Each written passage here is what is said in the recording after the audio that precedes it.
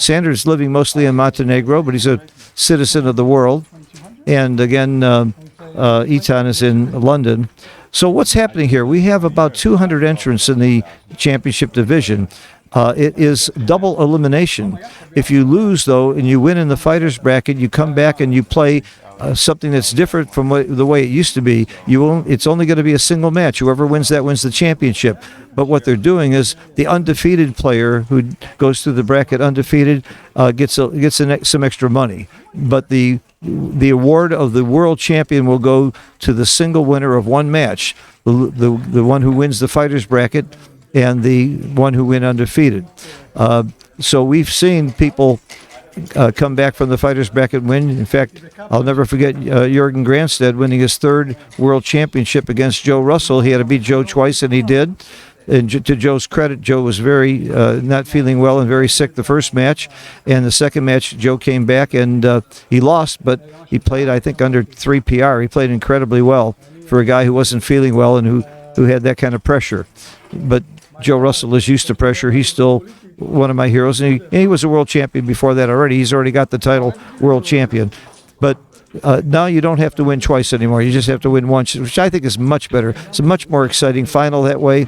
And the player who, even though he lost once, in order to get through that losers bracket, he's got to play a lot more matches. I don't know how many more. I think it's 3 or 4 more matches to get back to that final seat. So it really is, I think, an even thing.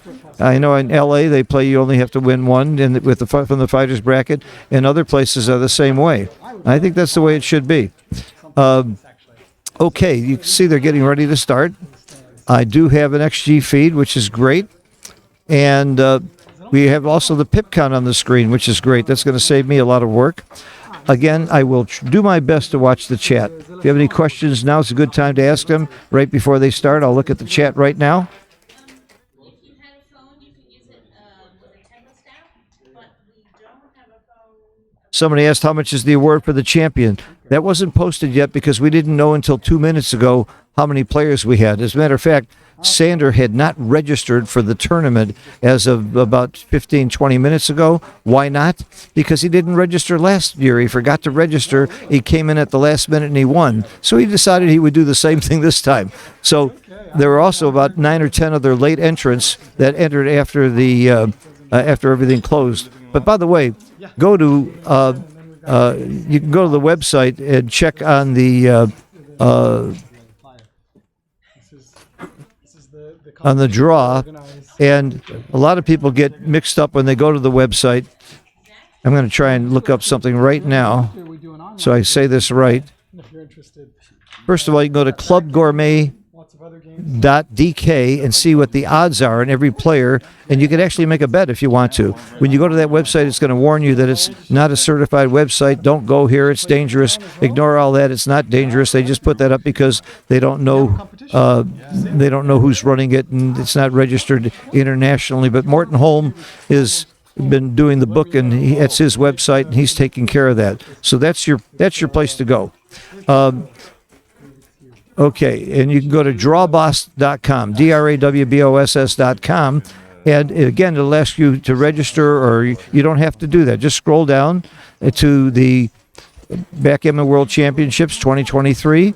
Then you can hit on the championship bracket or the intermediate bracket, and I think they'll have some other brackets there in addition. We've got a seniors, DMP, speed gammon, doubles, all kinds of things I think will eventually be up there. But you can actually see the draw, who's going to play who, and what country they're from, and so on.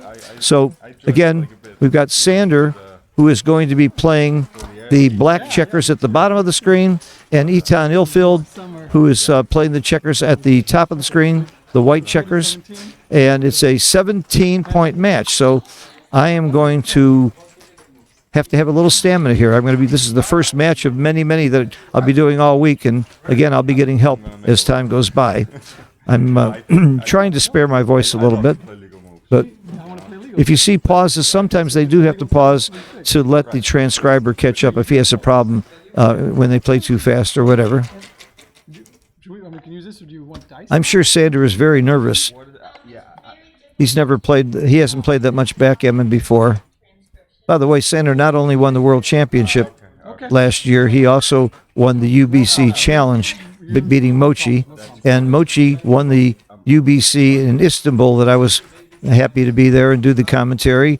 And Mochi won that, and he gets to challenge Sander again for that title that I believe is going to be in December in Copenhagen. Okay, the rules here, they're playing responsible moves. If your opponent makes an illegal move, you can allow it if you like it. If he makes a ridiculous move like putting his own checker on the bar or something that's impossible to do, that move is going to be corrected. I really believe that we should have referees. I believe we should have a monitor for every major match. Some people say, well, how much would that cost? People will volunteer. I used to be the chairman of the U.S. Racquetball Association referees, and we had a requirement that everybody who played in the tournament had a referee one match. And then after that was to make sure we had enough. And after the first round, people were volunteering all the time. People like to referee, and it's a good, fun way to watch the match. I've monitored matches myself. The monitor can make sure the clock is right, make sure the score is right. He can actually call out if there's where the checkers were, if they get mixed up. Also, if there's an infraction of the players. Okay, we're starting.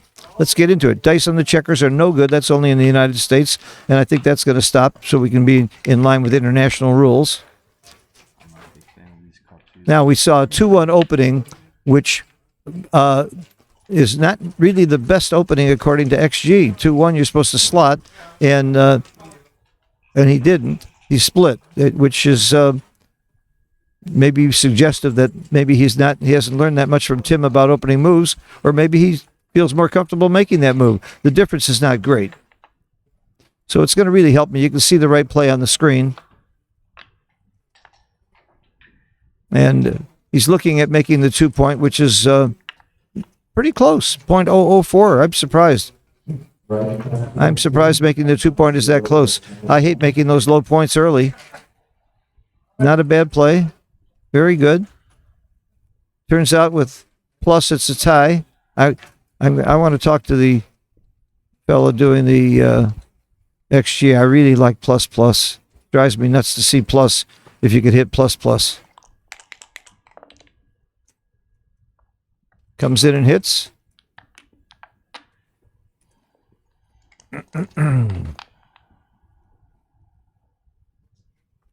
We can already see there's the PR that Etan is not playing. He's at 6 PR already because probably just that one move of the 2-1 opening.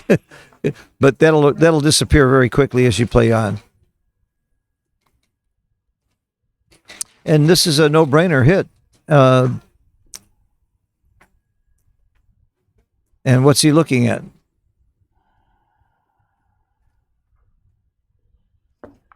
There he goes. Doesn't hurt to think. But I don't think too long on a no-brainer. Here's another no-brainer hit. This is Sander. Am I wrong? Don't you come off the 18-point and hit? What else is there? You make the 2-point. Now, that's the play I'm seeing.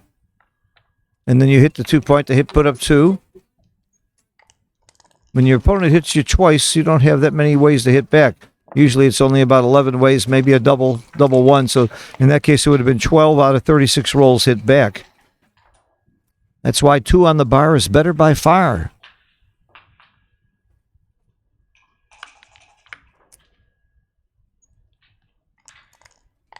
So you might say Sander's lucky to get an easy match, but not when you're looking at who he plays next if he wins the match.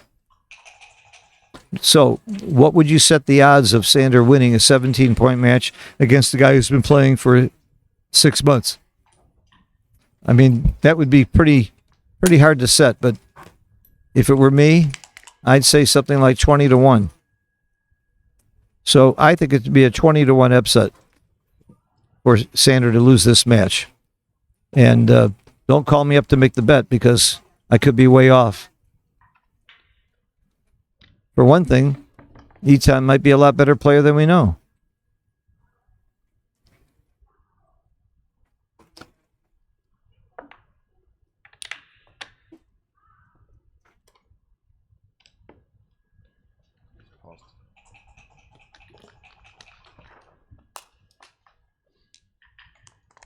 Well, that's 2 errors for Etan this early in the game. I think the 2, you just come up. That's all you can do. You don't want to create another blot in the outfield. Oh, no, 13-11 is right. You do need to unstack. That's right. You get that 6th checker, the 5th checker was on top. You unstack. Now you are going to get, I think you make the 5 and hit loose. And then you just make the 5. I like to hit the 5 and hit loose is what he's looking at, and you just make the 5. So Sander made the same mistake that I would have made. I would go for the blitz, and it was wrong. It was clearly wrong. Because why? Because you have a very nice priming game. Oh, he's going to double anyway. He's not afraid to use the cube. It's a big double, big take. Not big double. It's a good, reasonable double and reasonable take. The next time you talk to the driver, please use plus plus. Or using plus, and I hate that. Maybe not as good. If you can. All right, thanks. Well, whenever you can. Okay. Yeah, but it's so easy to hit plus plus instead of plus. Yeah, good. Yeah. Clear double, clear take. I can understand how he might be intimidated. Look, he's playing the world champion. He's playing the number 2 ranked giant in the world, who a lot of people thought, I'm sure some people voted for him for number 1, not me. I would still go with Mochi because of all the other things he does for the game. Hey, yes, he took it. By the way, if I was his coach, I would say gamble a little bit on that cube and on your checker play. You got to gamble something. How else are you going to beat Sander? I know when I had my first really big match in a final, I asked my coach if he had any advice. He said hedge. Not the best advice I ever had, but he actually turned out to be wrong advice because I won. Okay, 8-5. Slot. Let's see if Etan has learned slotting plays from Tim Cross. I'm going to blame Tim Cross for everything if he doesn't play well. He's Tim Cross's protege, student. He's only been playing for 6 months, though, and you certainly can't blame him. In 6 months, I mean, it's amazing. Like we saw a guy with 3 months' experience last night give a really big fight to Kazuki, one of the best in the world. By the way, if you missed it, Kazuki played 2 matches, last 2 matches under 2 PR. So we're right to call Kazuki one of the best in the world. He slotted. Good for him. And it didn't pay off, but he got to give him credit. The 5 is supposed to come out. Supposed to come out. Now's the time to get moving. And you like that checker in the outfield. It might help you make your bar point.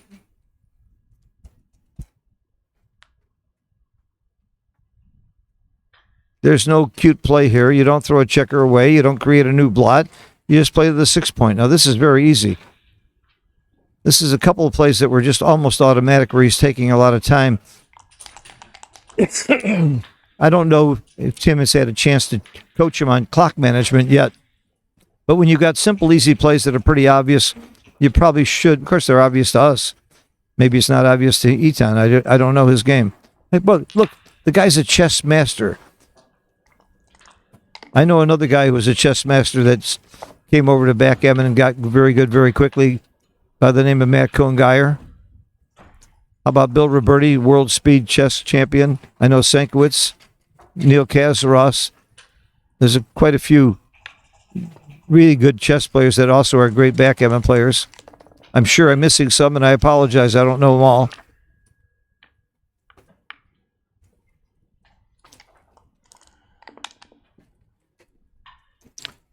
Okay, this is very, very easy. You make the 5 point. It's using 2 hands, which is an amateur thing. You'll see. Same thing happened with Galen last night. He didn't know. By the way, he was even rolling on the wrong side of the board. He just hadn't played live. He'd only been playing on Backgammon Galaxy. You can't fault him for that. but he made it to the finals without somebody stopping him. That surprised me. It wouldn't happen against me. As a nice guy, I would make sure the guys I'm playing know the rules and play by the rules. Because I'm such a nice guy, I won't let them get away with it.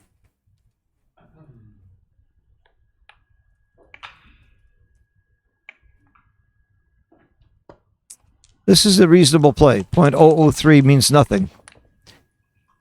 That means if you rolled it out, it could even be right. Okay. That's a pretty simple play as I see it. He was thinking about maybe staying for more contact. And in fact, I didn't look at XG, but it is tempting to stay because Etan's got pretty stiff on all those points. That's a good play. The right play. Got to button up, make that point. Modern backgammon, we're making the 1 point a lot more than we ever used to. Much more than when I learned the game. Because when I learned the game, we didn't have electricity.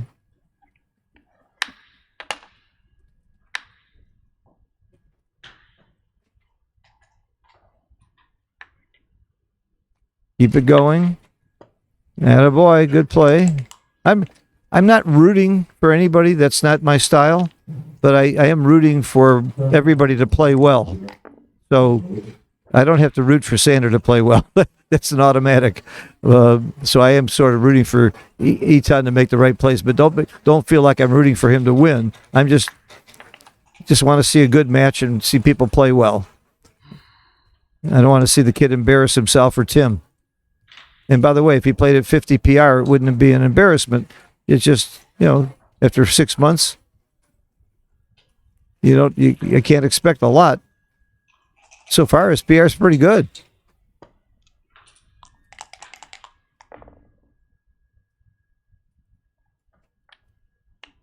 Oh, that's a big roll for Sander. That's a huge coming and hit there is a really, really big. It was starting to look like Etan had some game going there. 4-1. Look at this. This is not an easy play. I don't think it's a big play, though. He's buttoning up and coming in. Why is he buttoning up? If Etan were to come in and hit loose with a 1 or a 3 plus a 2, 4 or 5, he wouldn't want to have 2-3 blots in the outfield. You just don't want to have too many blots. This is clearly the right play. Sander would like to get out of there and he can't. Junkie rolls.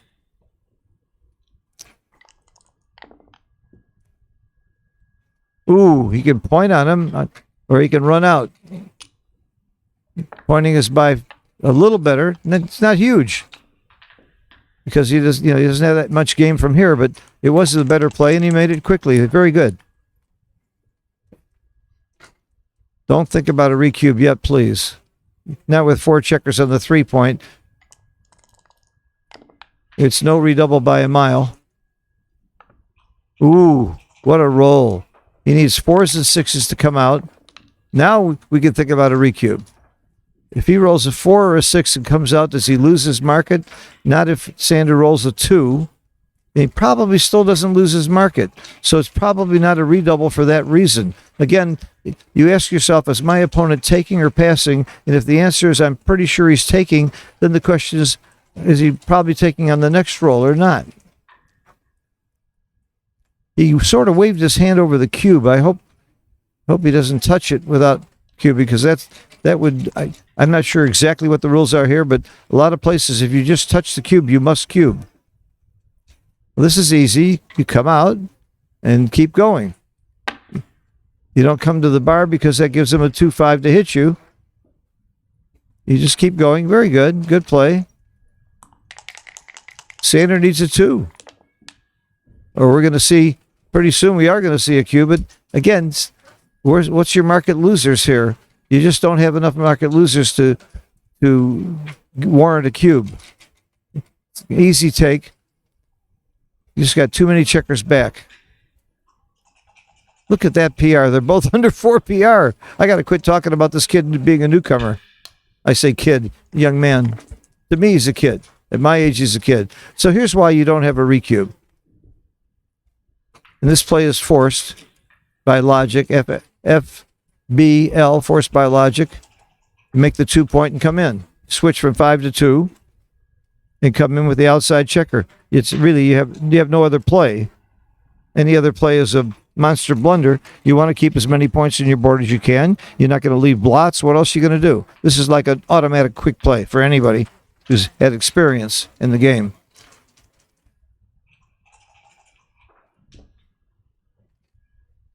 He'll figure it out because that's it. Yes, and bring the back checker in. You don't want to give up another point. You're not going to volunteer a shot. That's all there is. Any good player would take 3 seconds to make this play. I'm going to write a book on how to play forced moves because it hasn't been written yet. Oh, big roll for Sander. Coming in is monstrous there. Well, not monstrous. It's very good. Why did he shift from 2 to 1? Because he's got 2 ways to cover the 2 point instead of playing from 5 to 4, which is what a lot of people would have done. You can cover the 2 point with 2 of them. That was a great roll. Very big roll. Oh, another big roll for Sander coming in, and he minimizes shots. Being 4 away, you get hit a lot less than 6 away. He would have been hit either way, though.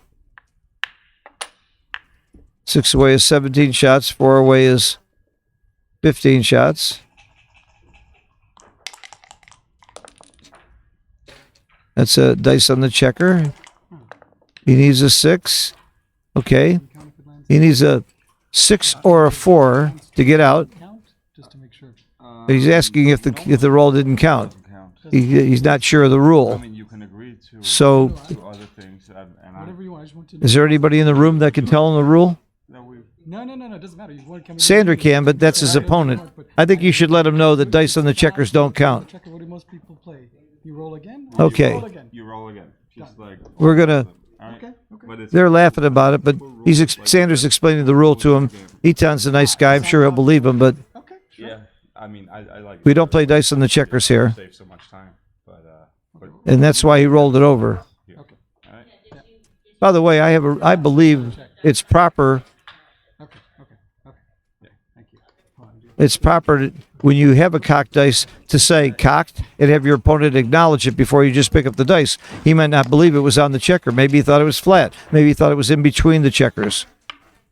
Okay, that's a big roll there. He needed a 6 or a 4. He was cracking. Now he's got something. He's getting closer to a redouble. With the 6 point open, though, whenever Sander comes in, he's got a good game. But he's favored. You can see he's a 60-40 favorite. But you got to be better to redouble than to double. This is a horrible roll. Anything without a 6 or a 4, and especially a high roll like this, is pretty bad. It's forced. 1, 2, hit the clock. Yeah, he's going to have to read my book on how to play forced moves. Sander needs a 6. Now, if he doesn't roll a 6 or 4 here, he's cracking. And he doesn't. So the luck is with Sander, but he doesn't crack. The 3, he can keep his board.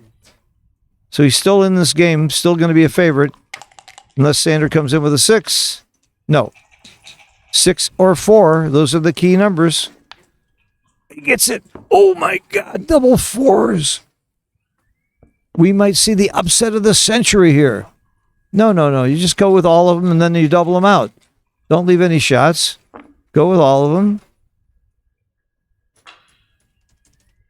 And then you double them out. Oh my God, splitting it up might have been right. He didn't come in. Now you double and pass. Or are you too good? It's too good, but only by 4%. Oh, rolled out. Plus. It's right on the edge of whether too good or not. Does he know he's too good? Is that why he didn't recue? Let's assume he did. Now he's hugely too good. He can't leave a shot. He's way ahead. Sander can't win. He's still too good, even though there's almost no gamut. Oh, no. You got nothing to lose by rolling here. I mean, it wasn't a huge error. It's a 4% error, but it's silly. If you can't lose, just keep rolling and see what happens. Maybe you roll a couple of double 6s. If Sander rolled a double 6, you could still double them out. That's why it's too good. All right, Tim Cross, if you're watching, give the guy a lesson on too good to double. You got nothing to be embarrassed about. This kid's got guts.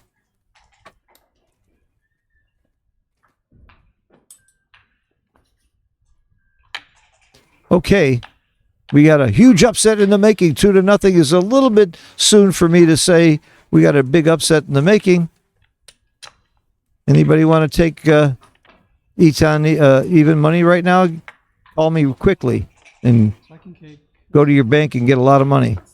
I can take not now. Because playing, but Sanders still got to be a huge favorite. Sanders is a huge favorite over almost anybody. Over 90% of this field, he's a huge favorite.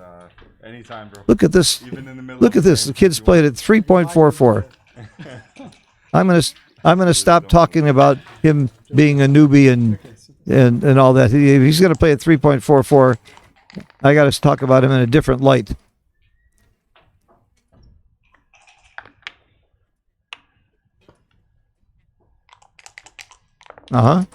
Well, he's a chess master. The guy's got some brains, and he runs Mind Sports Olympiad. MindSportsOlympiad.com. You can check it out. They got chess. They got backgammon. Let me see here. Got chess, backgammon, battleships, Othello. David Rockwell plays Othello. He's a really top Othello player. I don't see Go, Acquire, Monopoly, Countdown, Azul. A whole bunch of games I've never heard of. Okay. Let's see what's going on here. Sander going for the big play, which is right, to hit 2 and punish for making the right play.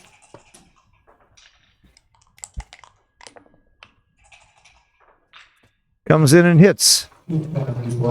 Comes in and hits. Sure, clearly right. Actually, it was pretty close to another play, lifting. Uh-oh. Now, he should make the golden point. I'm sure he will. This kid's is good enough. I got to quit saying kid. Anybody under 50 looks like a kid to me.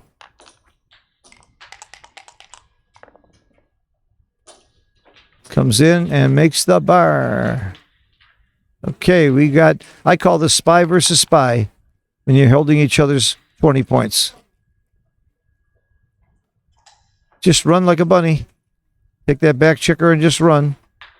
Pretty simple play for any seasoned player. He's got to reason it out because he doesn't have the set memories that those of us who've been playing backgammon. I think I've only been playing 71 years, so I can remember some of this stuff.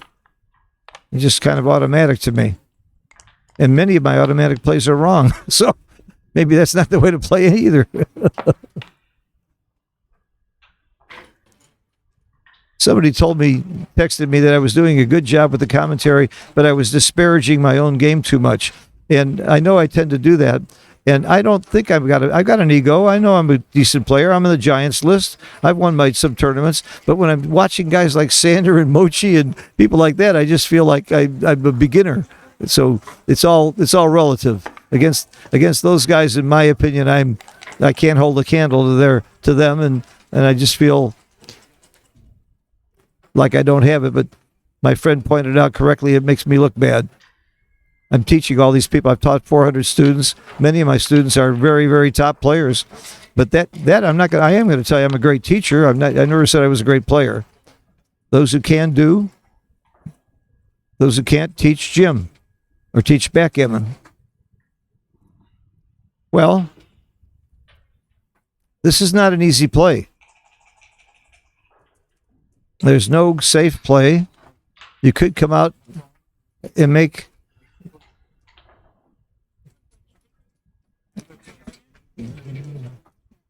this is not an easy one. I would have trouble finding the right play here. You slot 6-5, which is often right. 2016. You do make the outside point and slot. For one thing, you're duplicating ones. Duplication is just such a big part of this game. And what I mean by duplicating is he needs the one to hit in both places. If you move, hey, he's going to find it. Yes, and that's not an easy one to find. Very nice. By the way, I would have found that one.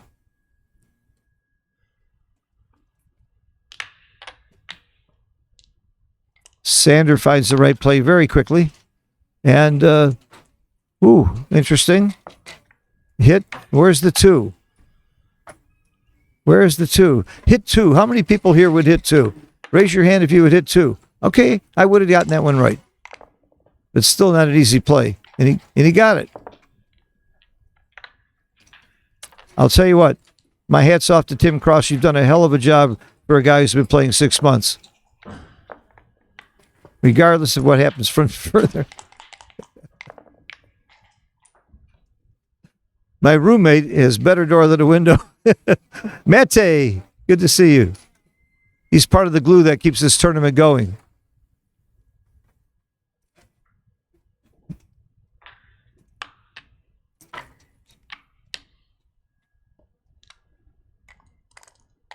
Okay, we have a significant race lead. Well, 21 pips less 14 pip race lead, 29. Okay, we got a significant race lead for Sander, and the race is always important. But, you know, they don't have the race showing on the screen like we do. But I guarantee you Sander knows the race within a pip or two all the time. There are some top players that keep a running count. Matt Congar keeps a running count.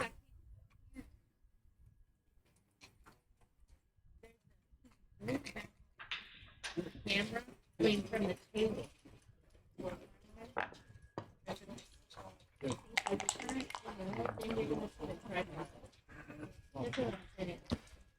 Well, the ones are really not easy here. Where's the 1? Oh, yeah, that's right. He played it from the 5 point out.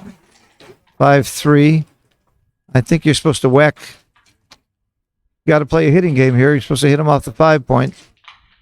No, I don't like this play. Oh, .002? Okay. It was a wash. My hitting play was .002 better. You want to join me? Love to have you. I have a terrible voice. I can't join you, so sorry.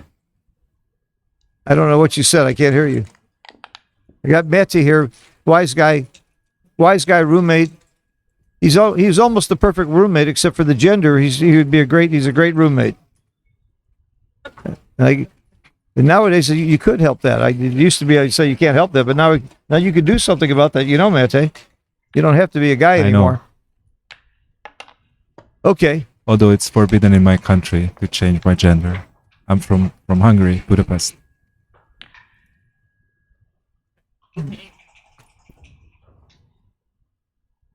I don't know what he said at all. Yeah. Okay. It's Mete. Are we looking at a cube soon here? I don't know. It's a little complicated. Etan already proved he had the guts to take that last cube. It was a clear take, but some people might have dropped that, especially if he didn't have much experience. 2010 or 2014, 13-9. They're both real close. Either one is fine.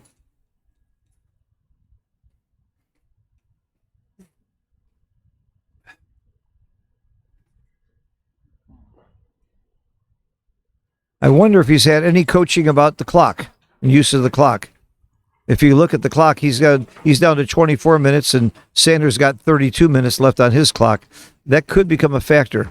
The last thing, it almost happened in that match with Galen, where Galen almost timed out.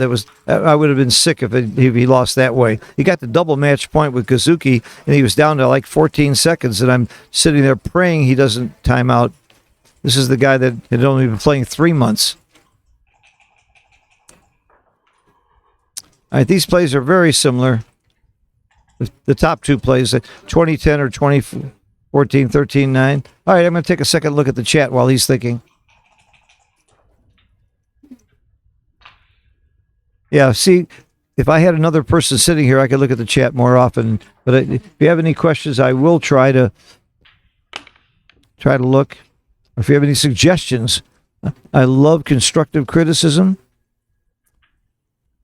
In fact, I like all criticism if it's not about me, but I can take it because I can dish it out. People who know me know I can dish it out, so I can take it.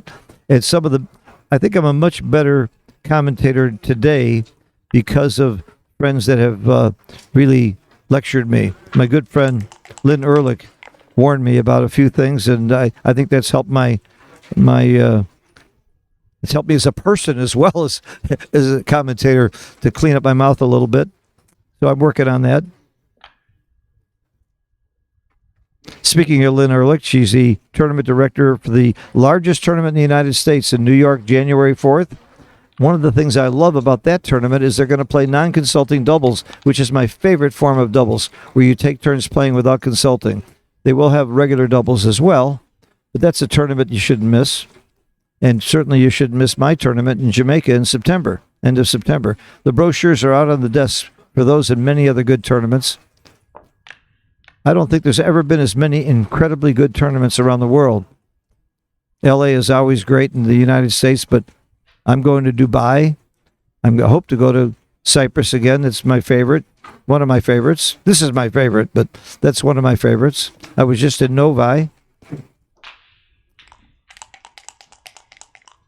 Florida tournament's coming up. I hope to get back home to Florida for that. Not a good 5.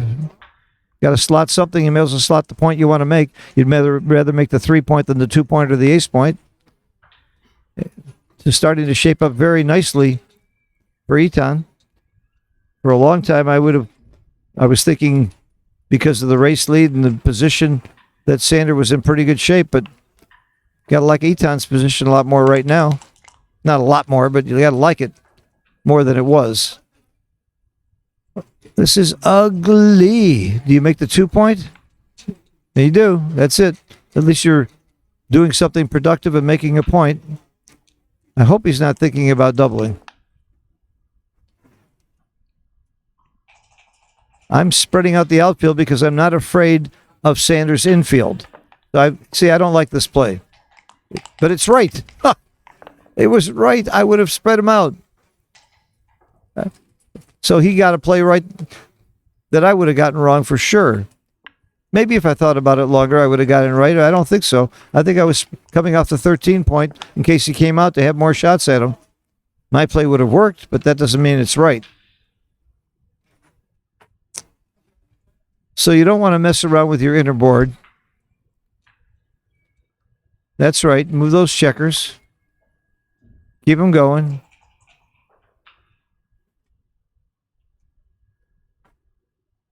Six to 4-2 is the play. Wow. You give up your 6-point, so you make it harder for your opponent to get by blocking 5s instead of 4s. And you vacate your 6-point. Wow. That was not on my radar. I would have missed the play. So Sander is thinking about the cube. He has a 16-pip race lead. I think it's an easy take. I think it's a very easy take. I'm not sure how many market losers you have. I don't think I would double this. Sander's thinking about it. Maybe, there's such a thing as a bluff double. By the way, Sander is a tremendously famous, well-known top poker player, so he's not afraid to do some bluffing. He knows how to do it. What is he doing? Does he not realize? Okay. Whew. He didn't realize he could bring it home? That scared me.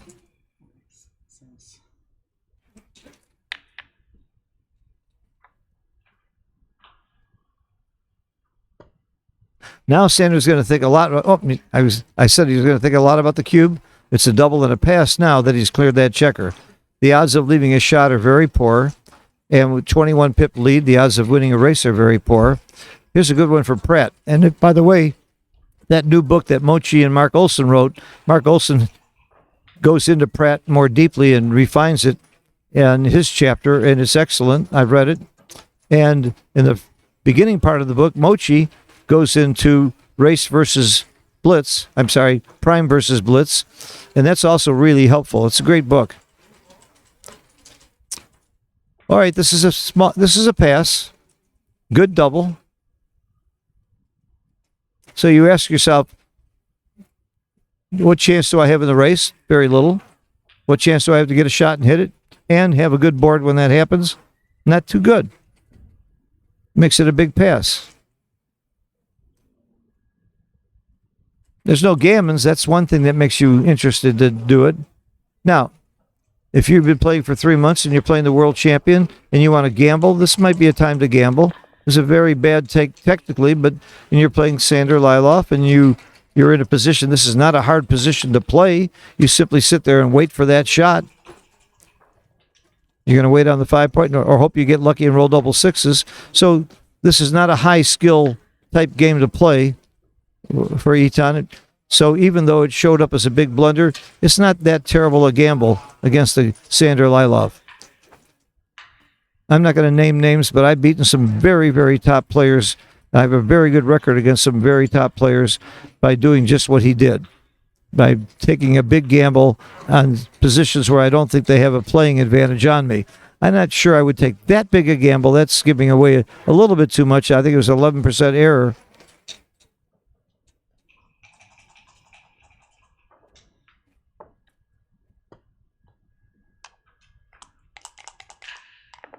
Somebody posted that they know Etan and they told him to save time for the end of the match. He's a slower player. I don't think he's listening too well. I don't think he listened to that advice too well. I think he's used up way too much time on, especially on some plays that were pretty simple, basic. But he has to develop his confidence. This is his first match in the World Championship, in his first big tournament. We got to cut the guy some slack. And again, I'm not criticizing him a lot for taking that cube.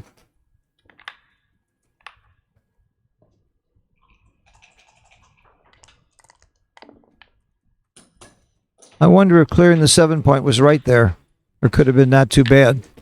I didn't get a chance to look at it because I don't like what double sixes does now.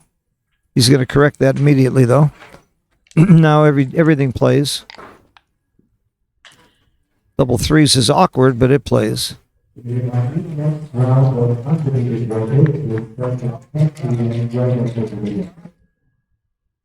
That voice in the background is the great Arda, one of the premier backgammon tournament directors in the world. And Mark Olson brought on an incredible team. He's got 16 people working this tournament, including me. And Arda is the tournament director. Bill Riles and Tara Mendocino in charge of all this streaming and transcription. A lot of really good stuff going on here. This is a class tournament. And if you used to come to Monte Carlo in the past, one of the things maybe you didn't like is they were playing on junky plastic boards. A lot of us used to bring our own boards. Now they're beautiful FM wooden boards. Maybe they're not FM, maybe they're the Galaxy boards, but you go to shop.galaxy.com and you'll see they're the kind of boards that you're looking at right now. Really good, solid wooden boards that play beautifully. Wonderful surfaces that can be replaced instantly if you got a problem with it or they wear out. I have no financial interest whatsoever in either of those companies. I just think they're great, and I do appreciate that they hired me. I wouldn't be in Monte Carlo necessarily. Well, I might be here to play because I've come here to play when I wasn't hired, but I'm really enjoying this. I hope you are too. Let us know if you like it. Hit like.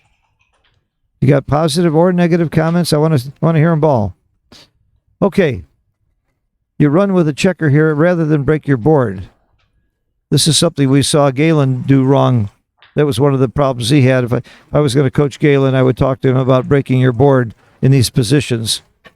He did it a couple times in critical points against Kazuki. So just run, baby. Don't take up that much time on the clock.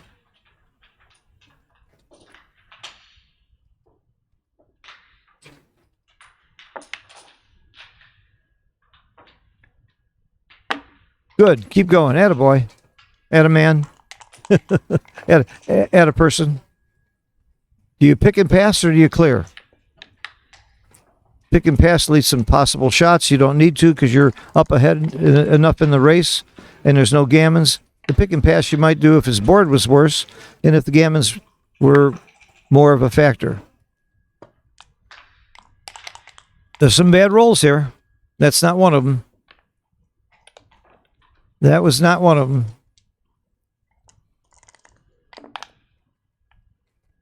We didn't know until the last minute who Sander would be playing because Sander didn't enter the tournament until the last minute because he forgot to enter last year, entered at the last minute and won. So he decided he would do the same this time. Sounds like a little superstitious, doesn't it? I guess if you play poker, you got to be superstitious. I have a saying, superstition brings bad luck. So I walk under ladders. If you were walking down the street with me and there was a ladder, you'd watch me walk under it. And I've been done that all my life, and I've had bad luck all my life. Maybe I should change. Ooh, look at this roll. Look at this roll. I guess that's right. You want the guy to run. You could hit him. You could point. You could hold him up. But again, what's he going to do? Roll double six if you don't hit him? I wouldn't worry about that. That's not going to happen. Now he wishes he hit him. All right, so he rolled double six to Sanders, still a big favorite. So maybe that's even more proof that he was. Oh, whoa, whoa, whoa, whoa! What's happening here? What is going on? Do I see what I see? Wow! Come on, just roll the dice. You're not close to a double yet, but you should be excited though. If I was Sander, I'd be sweating a little bit. Sander's not going to sweat. He wouldn't sweat anything. The coolest dude in the world. Such a cool guy. I love Sander. Aside from being a great backgammon player, he's just a cool guy, just a good guy.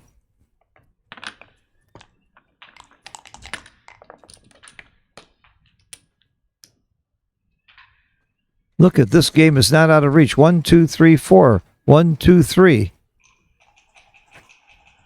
Sander rolls 2 ones, he wins. If he rolls 1 double, he wins. It's not a double yet, though.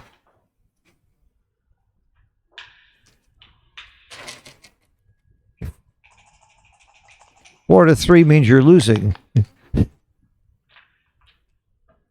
One hand. If I were Sander, I would ask him to please use one hand. Okay, all he needs is a double, or Sander to roll 2 ones. That's the wrong double. That was not the right double.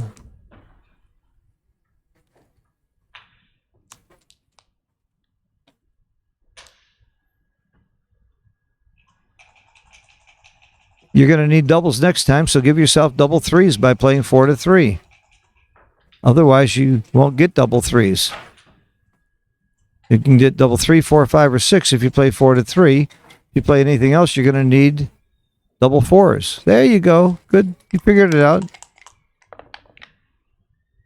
Well, he didn't roll a 1. Now it has to be doubles. Double 3s or greater. Woo, wouldn't that have been something? He almost got there.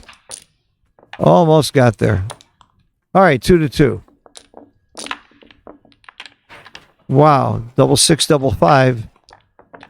And 1 more double away. That was a big swing. You got that 1 more double. Well, I don't know how big a swing. How much equity would there have been a difference at this score? It's a big swing if they were equal players. All right, they're going to take a little break here, so will I. I'll go peruse the. 5 minutes, 5 minutes. I'll remind you to go to check the odds. It's really kind of fun what Morton Holm does for a book on these things.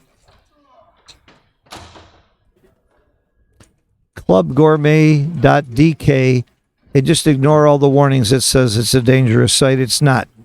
Take my word for it. Then go to drawboss.com, drawboss.com, and you can see the brackets. You can see that who's playing who and how they're doing. Somebody questioned you can't use 2 hands. That's correct. You move the checkers with 1 hand, there's a reason for that. With 2 hands, it's really easy to make a mistake. Move an extra checker, take an extra checker off. All kinds of things can happen. It's very hard for your opponent to watch that. As a matter of fact, you're supposed to use 1 hand and use that same hand to hit the clock so that you don't make it confusing that way either. And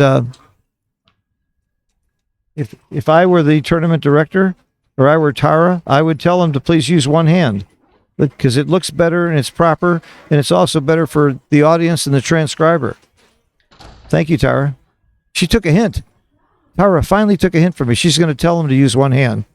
It's just nicer. If I were Sander, I would do it, but Sander's just too nice a guy. I'm not. And it's not that I'm not a nice guy. I have a tremendous amount of respect for the game and the rules. And if I see a newcomer or somebody that doesn't follow the rules, I want them to do it just for the sake of the game, to do it properly. I play tennis at a club where you have to wear all white, and I wear all white. Of course, they wouldn't let me on the court without it. I play pickleball a couple times a week. If somebody serves without calling the score, I'm not going to let the serve stand. I'll say, I'm sorry, that was not a serve. And if you do it the second time, you lose a point. That's the rules. So follow the rules. And if you don't know them, I'm not mad if you don't know them, but gently inform them. Now, on the rules, we have recently seen unification of the United States rules with the World Backgammon Federation. I want to thank everybody who worked on that project.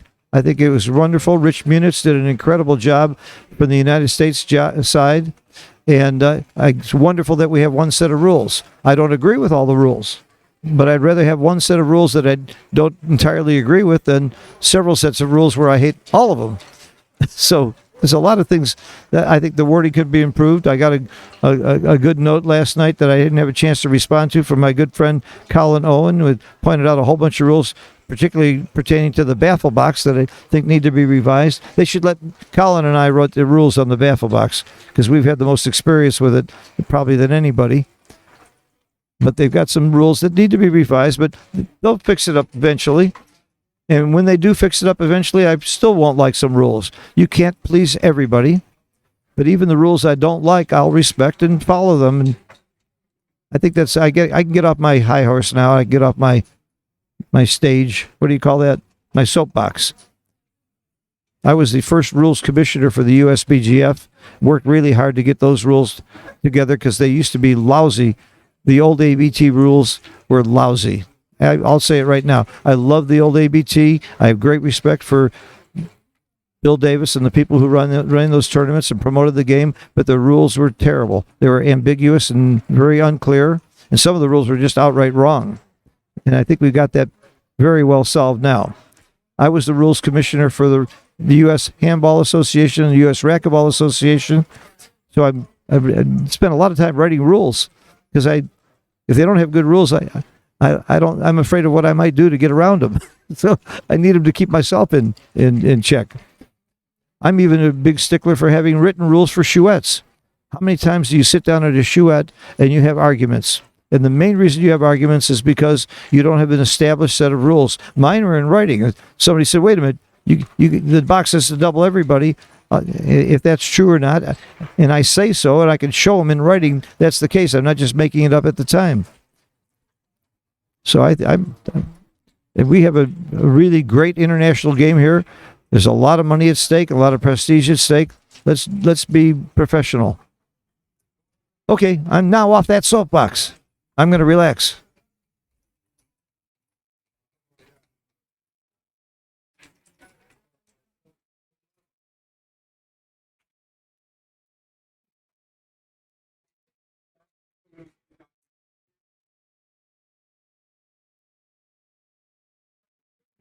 I believe you're allowed 2 5-minute breaks per match. That's what generally you have. Maybe in this long a match, you could get 3. Now, in the background, I see Sander talking with some friends. There is a rule that says that you cannot get coaching during timeouts and between matches, and I understand they've taken out that rule, which blows my mind. I think it should be wrong. I mean, I could go over to Etan right now and tell him what his cube action should be at a given score. I think that would be terrible. So that's one of the major rules that I'm very, very much against. I had a discussion with Rich Munitz, and his argument was, well, you can't really enforce it. That doesn't matter. If the rule is you shouldn't help anybody or get help between matches, that rule should be there. And if you do catch somebody, they should be punished severely. And I'm sure people will break it, but it's still better to have that rule.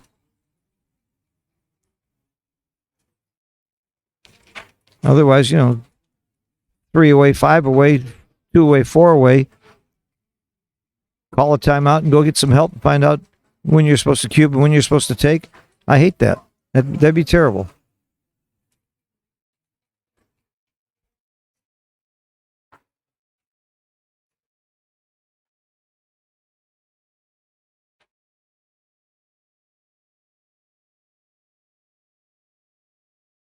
Somebody asked what happened to Nick. He had great energy. I miss Nick too. I wish Nick were here. He couldn't make it this year. Nick Blaze is my very close friend. He was my student for a long time. And then he moved on and took lessons from Mark Olson, became a very great player, a terrific commentator. Just can't make every tournament. Nick always stood the entire time, too. He stands when he plays backgammon. Terrific energy. Great athlete, too. I saw him, well, he pinned Mark Olson last year. I filmed it, and Mark Olson was able to get out because Mark is such a great athlete. But it was impressive. It was an impressive show of wrestling.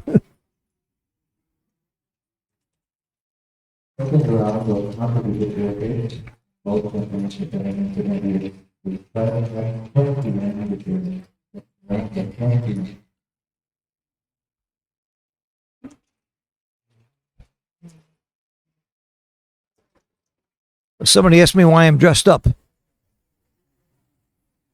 I'm wearing slacks and a nice shirt.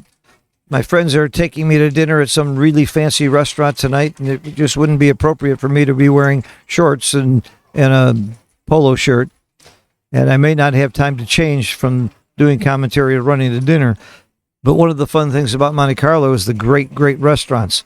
And I ate at Nobu the other night, which is a famous, great restaurant with incredible food. And I don't even know the place I'm going tonight. I forgot the name of it, but it's one of the fanciest and most expensive restaurants in Monte Carlo. So it's going to be good, I promise you. We're in the south of France. If we don't have good food here, where are you going to get good food? Of course, my favorite is Italy. And we're not far from Italy. A couple times I've come to Monte Carlo, I hopped in a car, rented a car, and drove over to Italy, to the northern coast. Visited some beautiful little cities and had some incredible food. Okay, look at the PRs. Not surprising that it is a little surprising. This is not a great game for Sander. Is he changing his game intentionally, or is he really? This is not great for Sander. This is not embarrassing. 3.35 PR. Anybody in the world would be happy with that. Even Mochi wouldn't be sorry about it. But has he made any plays or cube actions that he's revised because of his opponent? He knows his opponent's history. He found out about it. And 8 isn't embarrassing for anybody in the championship division. I think 8 or 7 is about the average for open players. Maybe not in Monte Carlo, but for your average tournament, I think 8 would be maybe the median. All right. You made the 2-point with the 6-4. That's interesting. What are the 3 better plays you can make? 20 years ago, that would have been a horrible play. Now it's .02 as the second play. And the third play of just running is .004.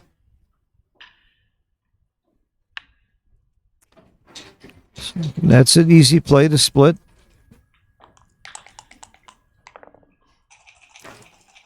You cover with the 1 and find a 4. I don't think you split, do you? Really?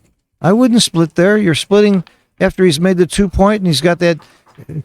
Did you read Mochi's book? You're splitting into a. I didn't see the XG. I wouldn't have split there.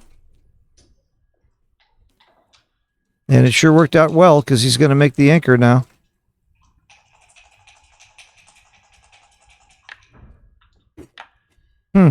Okay. If Sander did it, it's probably right and I'm wrong. Did anybody run that or see it? Was it right to split?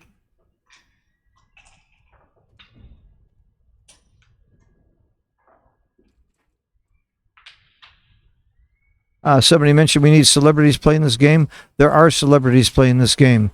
They're playing for big money privately, and they don't want it to be known that they are, so they're not coming to tournaments. I'm coaching a few of them, and I'm not allowed to say who they are, but I'm coaching movie stars. I'm coaching billionaires.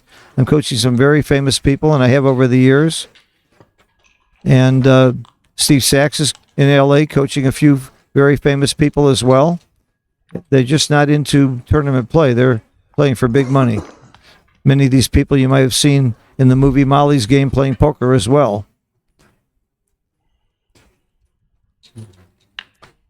Falafel and I, my dear departed friend Falafel, who we are often remembering, especially in this tournament, he and I coached a guy who played backgammon for $1 million a point.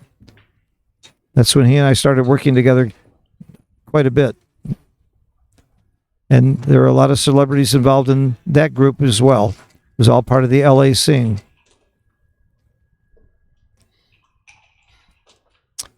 But I agree. If we could have more celebrities, Hugh Hefner, Lucille Ball used to play. Cary Grant used to play with Randolph Scott a lot. Back in the day.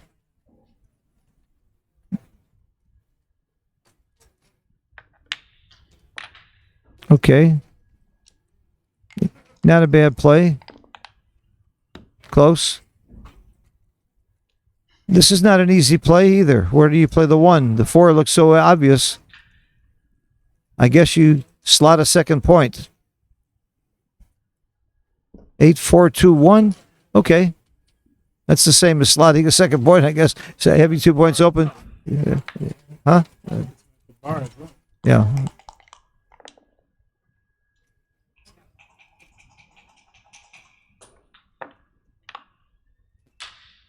So Brandon, my good buddy Brandon is here. He suggested maybe you could have slotted the bar there. Did you win your first match?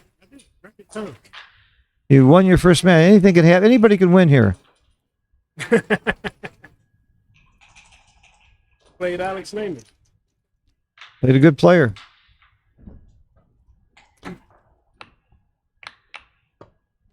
This play is clear. No international comment. Okay.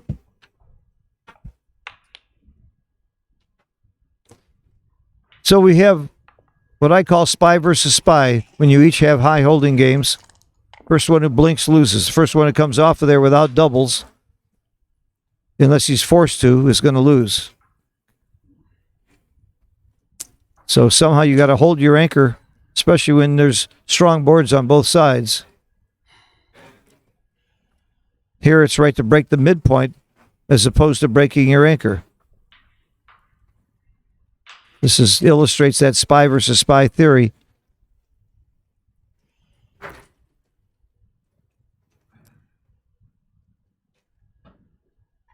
It isn't a horrible play to break your anchor, it's just not good. Because even if you don't get hit and attacked and pointed on, you got to get the next checker out. There, hey, good play. Very good. Right play. All right, Sanders, you can hit and leave the blot there. Do you just make the 2 point?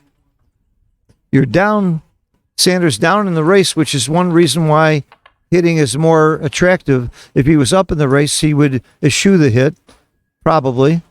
But because he's down in the race, he realizes he needs to do something about it. His game plan is hitting. This is a pretty good game plan here, called hitting and covering. Now Sanders in big trouble if he doesn't roll a 5. I think this is Brandon, how can you say too good that fast to be right? No wonder you won your match. It's way too good to double. Big mistake to double. You got to roll and see what happens. You hit that second checker. You got a lot of gammons. There's not too many ways to lose from there. And he didn't think very long about it. So, again, clock management. That's something he should have been thinking about. And he spent a lot of time on some plays that he really shouldn't have been thinking about. So,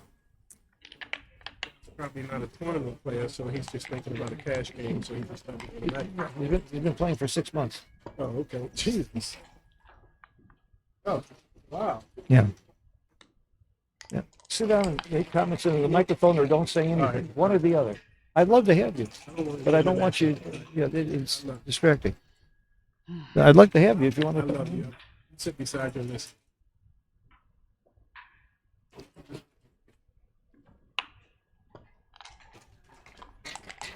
Because people can't hear what you're saying. They're not responding Yeah, to you. I'm sorry. And I can't do both.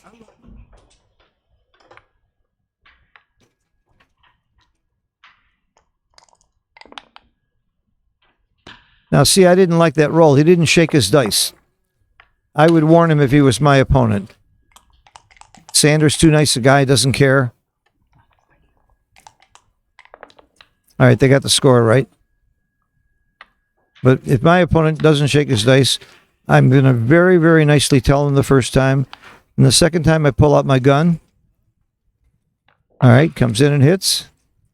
It's just that the guy is inexperienced. This is his first tournament. So you cut him some slack, but you be nice about it. The reason I also tell him is so his next round, win or lose, he's going to be playing some more.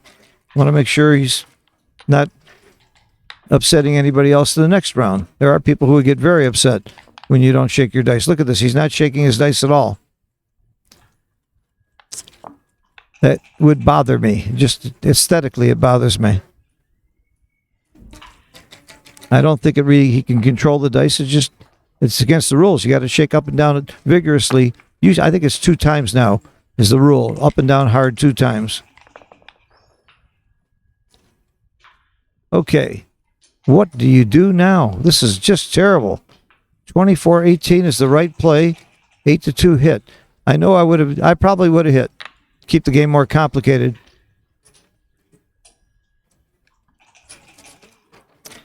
In fact, I'm sure I would have hit here. With those 2 other blots in the outfield, I really like the hit, and it's the second best play, but not wrong by much. This play was not on the top 2 or 3. I missed it. Not like Sander to be off that much.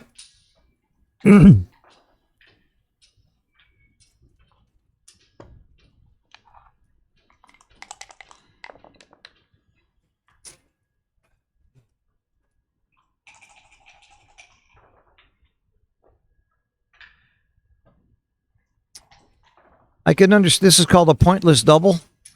No point in your inner board except for the 6 point. It's called a pointless double. And it is a double. Good for him. Good for him.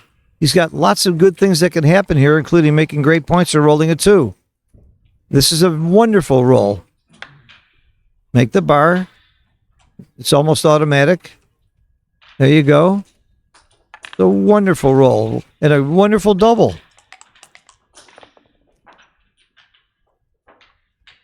How many people in the world can play this well after 6 months? It's a real testimonial to him and to his coach, Tim Cross. I'll give you real credit. But you started out with a chess master and a brilliant guy. Obviously, a very smart guy.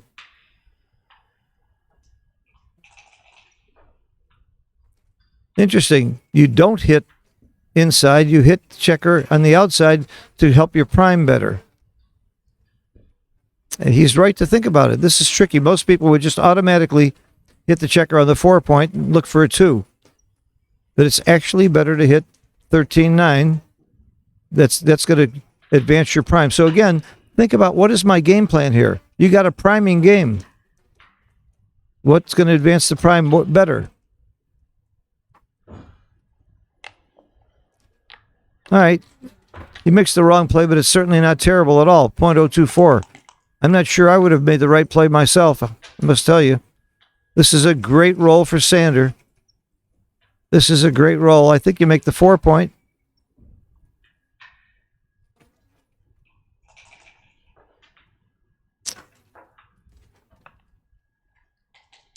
Now, the more complicated the game is, which is this is going to be, the more you got to like Sander. I played Backgammon with Sander. He's a master at these kind of games.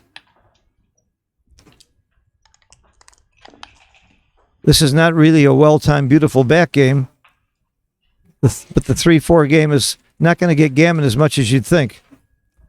I'd like to see the numbers on that, but 3-4 doesn't get gammon that much. The timing doesn't have to be as much.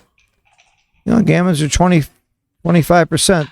That's not terrible with 5 checkers back.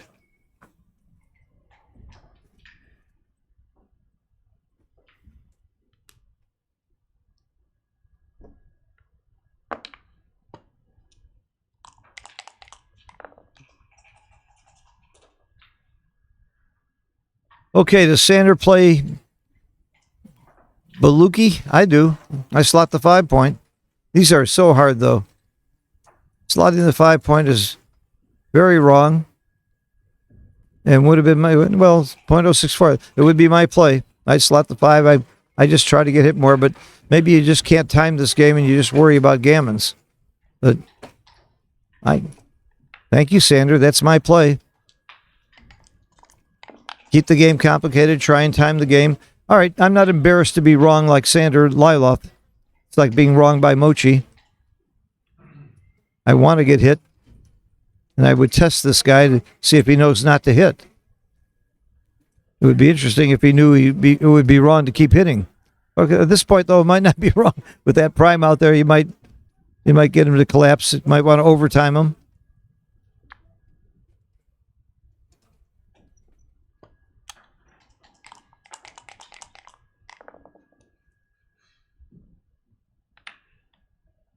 Do you hit if you're Sander?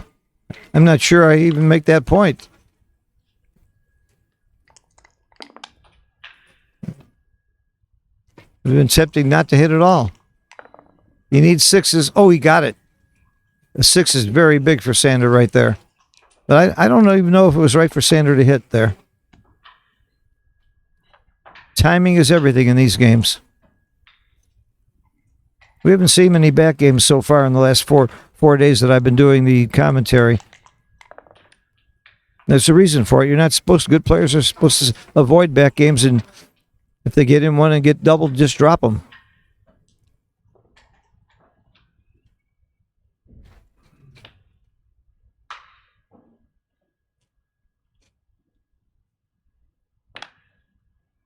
See, he didn't have to leave a shot there, but it's okay. He wants to get hit. And the dice aren't cooperating. Sander would have loved to get hit there. He needs timing. He's in trouble. Could be a big game.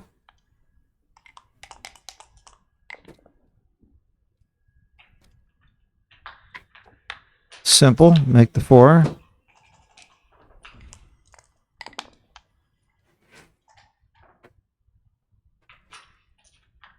Well, there's only 1 5 that makes any sense. That's it. The 2. That's it.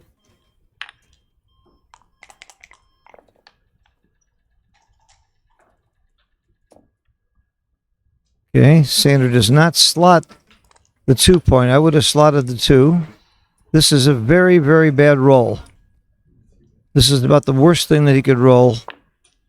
Maybe double 6s is bad.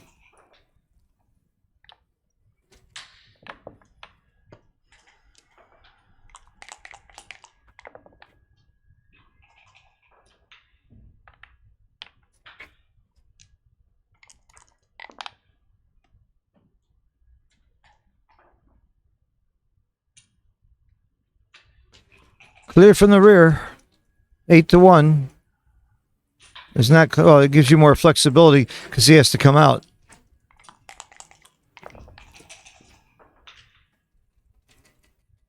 This plays itself, forced by logic. There's no real horrible rolls here, are there? If there are, the dice god will show us. This plays fine. You'll see that he only has 1 3 that makes sense, so he'll find the right play. This is it. That's all he can do. And I think Sander's got to run with the checker now, especially when there's a blot on the ace, which is correct.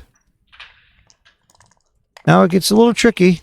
6-4 got very tricky. Wow. There is an anti-joker roll if there ever was one. Oh my God. It's got to leave 2 blots, but the good news is there's 2 blots on the other side. He should hit here. He should hit here. That gives him more time to come back in and work him over. And I think he sees it. That's good. That's good. It's a double shot either way, so putting him up on the bar. But nice play. Nice play. A lot of people would miss that and not hit. Ooh, big roll for Sander. It's 2. Oh, wow.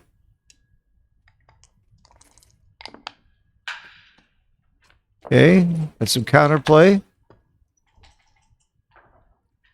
We're getting into a complicated game situation, and you got to love Sanders' position here. This is a pass. This is a redouble and a pass. And I think a lot of people would take this, and a lot of people would miss the double, the redouble. Sanders not going to miss this redouble, but he's thinking is maybe I don't want a 4-cube against this guy. Who knows? A redouble and a pass. It's all about structure. It's all about those 5 checkers on White's deuce point that are horrible, out of play. And I can't really blame him for that. He rolled a double 5. I don't think he played badly to get there. It's just that double 5 was a real bad anti-joker.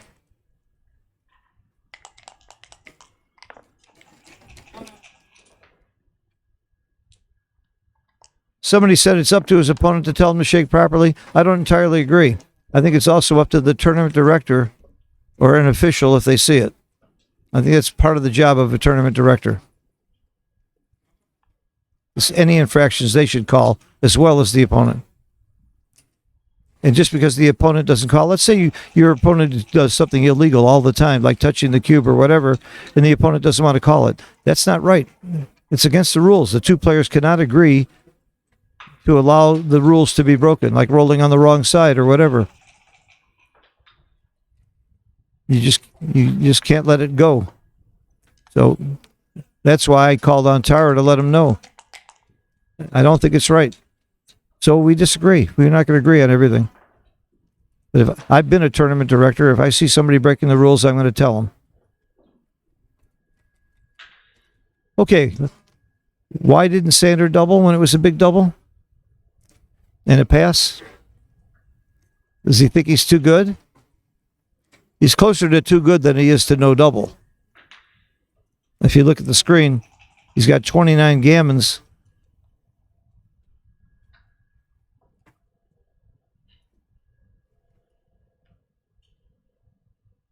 Sander could be playing poker here. Take a long time to double, hoping the guy will take. Sander knows this is a pass. I guarantee you. So is this poker? I would play poker, especially if I thought my opponent was inexperienced. Now you might see him take because Sander took so long to double. This is poker. If Sander had trouble doubling and I'm supposed to be gambling against this guy, why don't I take the cube and make a 30? See, it did. That's exactly what happened. He made a 33 monster blunder, and maybe he wouldn't have made it if Sander had just flipped the cube out there quickly. You tell me that Sander's not a poker player. And you don't, there's no way in hell that Sander didn't know this is a pass. He's way too good for that. And of course, now Sander's going to lose the game. It's going to backfire on him. No good deed goes unpunished. No good play goes unpunished. Roll a 1 here, you're right in the game. Even a 2 is pretty damn good. Oh, there's a 1 and a 5 out. Oh my God. He's right in this game. The 5 out. Where else are you going to do it? Now a dance? Now a dance by Sander. Oh my God, this is really... Oh, he came in. Whew. And comes in with the 5. Sure. Whew. This could be a big... The 6 here would be amazing turnaround. Amazing turnaround. This is a terrible roll. He's got to leave a direct shot somewhere. That's where. 6s and 3s and 9s and 10s. Uh-oh. Uh-oh. There's a hit. Moves a lot of wood, as they say. 2, 3, and in? No, out. Okay. I would have thought maybe to the 6, but you're playing for the outfield. Wow, that was a great roll for Sander. He was starting to get in trouble there. I was starting to hold my breath a little bit.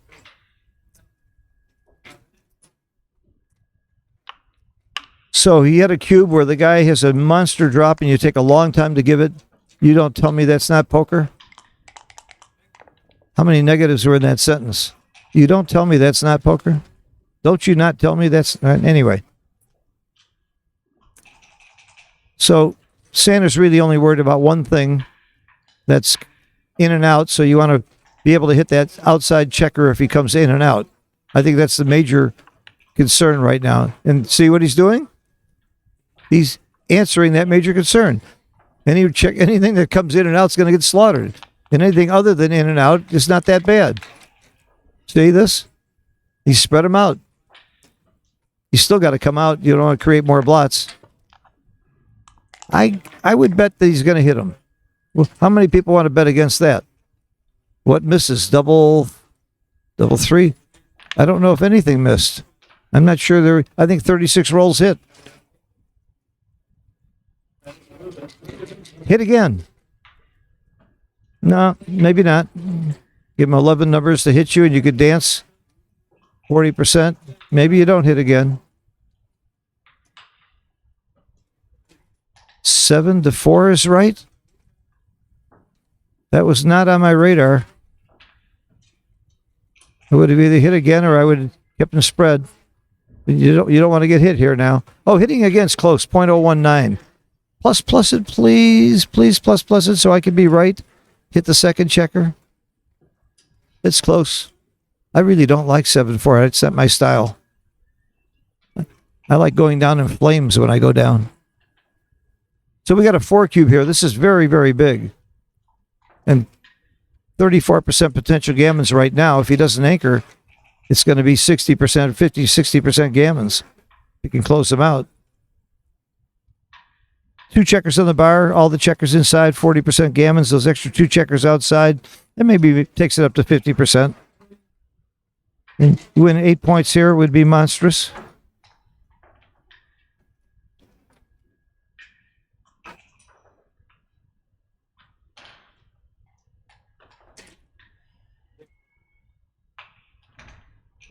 What Sander doesn't know and what we do know is that the 2 plays are close.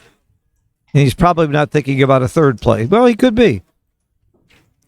11-8 was my other play. I was either going to hit twice or play 11-8. 11-8 is not as good as the other 2. It's about a 3.5% error, which is nothing for me. But for Sander, that would be, I wouldn't say uncharacteristic, but he would care.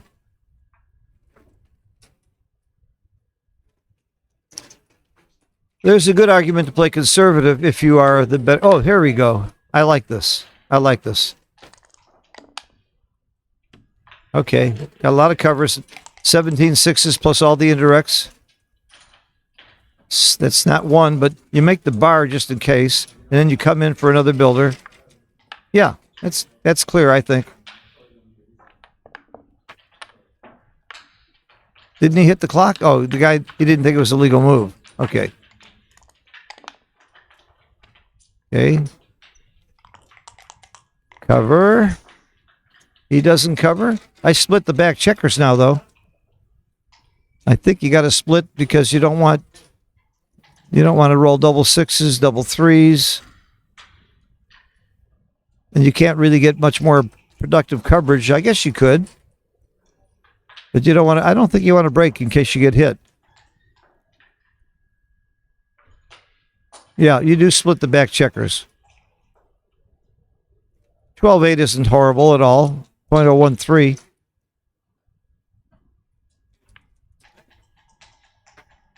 Again, it's really close.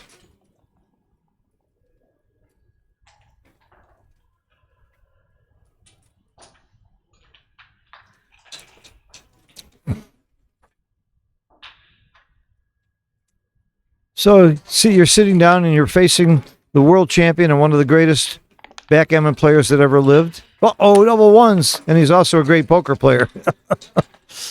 Double ones. Wow. Super duper joker.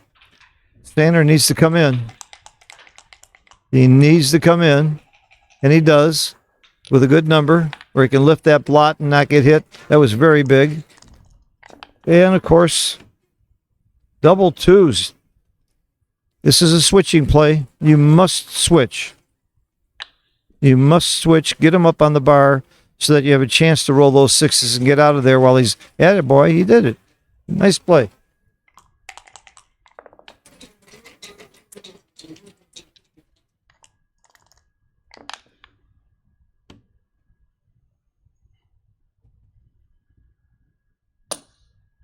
Well, my coach just showed up. Guy who's taught me more about backgammon than anybody in the history of the game. Charlie Briggs. Sit down over here, Charlie. Watch the game from here. Jason Briggs' son. Great backgammon player. Great basketball player. What'd you score? 36 points in one game? Or 33?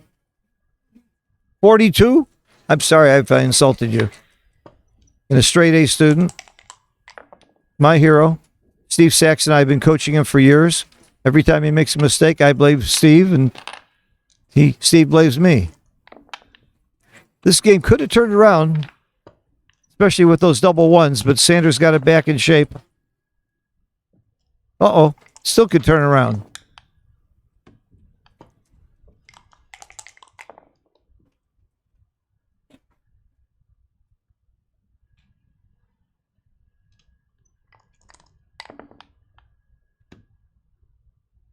Coming in is good. Doesn't crack anything. Sander will hit him with a 4. 3-2? No. Now, do you come off the...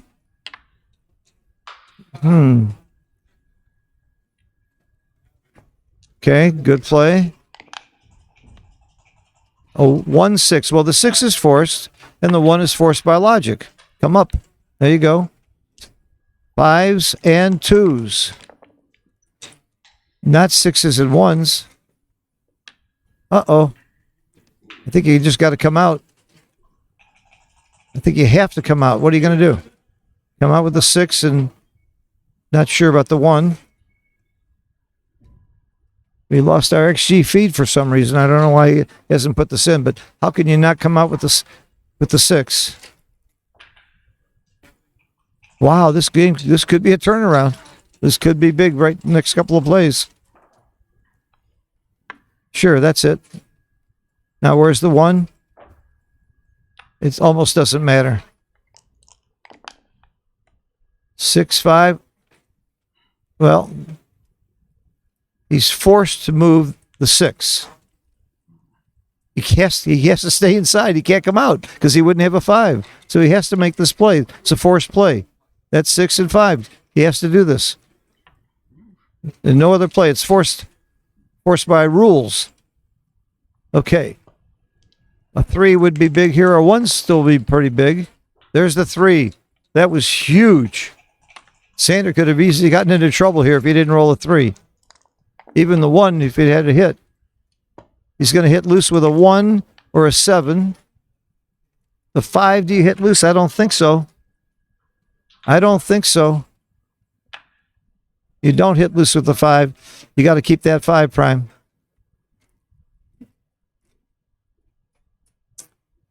And I do not think you put a checker on the 8 point here. Put a checker on the 8 point, comes in with 1-6 or 2-6, you could find yourself in big trouble again. So just get another checker into the zone. He does it. Oh my God. I am shocked. Where is that in the XG rollout? I didn't see it. It wasn't on the list. Wow. With a 4-point board, that's really, I think that might have been a blunder. We'll see it in the PR. We'll see it show up, and next time we see Sanders' PR, it's going to jump. It did. 4.48. Yeah, that was an uncharacteristic blunder by Sander. I don't know how much because it was off the screen. Screen only shows the top, 6 plays, 2, 4, 6 plays. It wasn't in the top 6. The man is human. And I wasn't sure if he was human. Worked out all right. It was an unnecessary risk.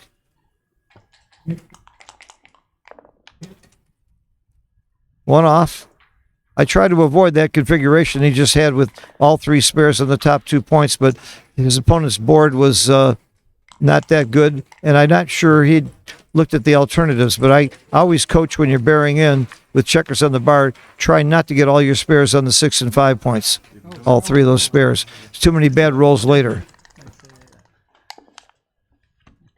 Now, responsible move rules include this situation where if your opponent thinks he doesn't have a roll and hits the clock and doesn't roll, he does. You're supposed to tell him, and he is supposed to get the roll.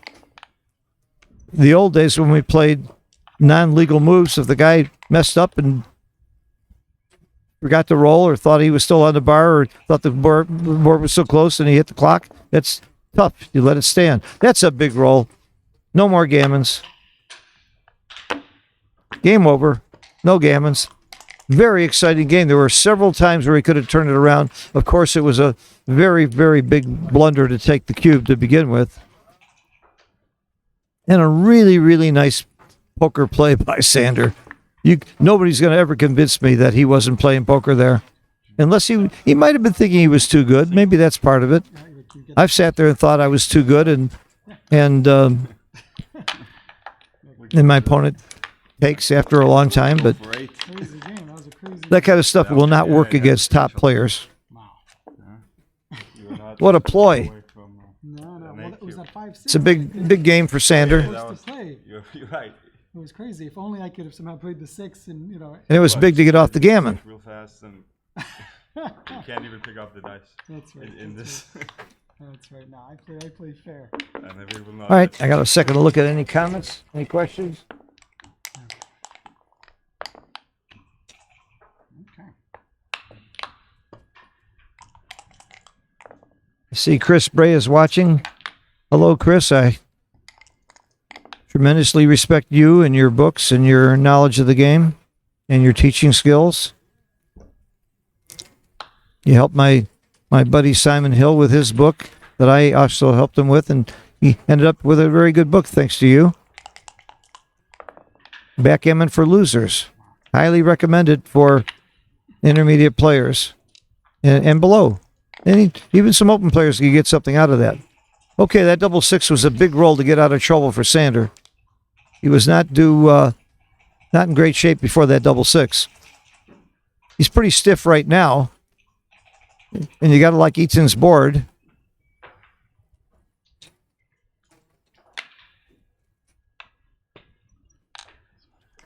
Good play. Good play, Etan. Get those checkbreakers moving. Do you point at him or do you make the 4 point? I don't know. That board over there, I wasn't sure. Looks like he made the wrong play. He should have not taken the risk, and he got punished for it by getting hit. And again, we're seeing the PR for Sander moving up. Now, real good question. If these exact same plays came up and Sander was playing Mochi, would he be playing better? Or would he be making the same plays? I don't know the answer to that. I suspect he would play better. I suspect he would give a lot more thought and care to every play. Good roll coming in. How do you come in? I come in on the 4 and play 6 to 5.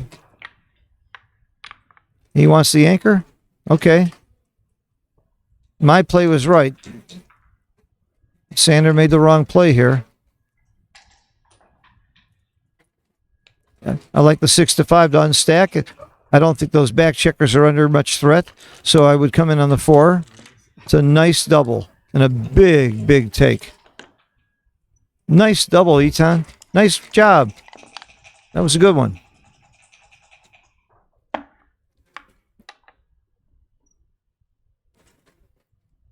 Hitting a dance might have been a market loser. Now he dances, and it probably would have been a market loser. No, okay. It still was a nice double. If XG says it was a double, it was a double. Take XG's word for it. And if you're one of those people that says, I don't believe XG, please get your cash and come on over. And if you're one of those people that believes the dice online are rigged on Backgammon Galaxy or any of the other online sites, then get your cash and come on over. I'm willing to prove it. We'll bet on the rolls and look at 1,000 rolls and see if they're within a standard deviation. It's all been tested. They're honest. There's no reason they would cheat you. Okay, he hits. I love the hit there. It's a must. He's got his anchor. I didn't like the anchor, but he's got his anchor. And the ace point. I wouldn't have been there. Huh, same roll. Clearly the right play. You got to get off that ace point. And you must hit. You got to attack while you can. Hit and come down. Hit and come down is right. Not that bad not to hit. I'm surprised. I would have thought hitting was huge. This is the right play. You got him out. Oh, what a roll. Big anchor. Make that point. Wow, that was a huge roll for Sander. Wow. All right, in and make a point. Make the 8. Sander needs a 6 or a 3. Oh, he needs a 6 or a 3. You got them both. This is clear.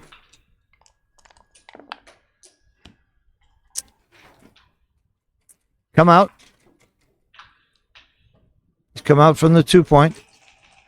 Or the 23 point. Why? Because you don't have anything else. Process of elimination. Show me another play. What's play B, as they say?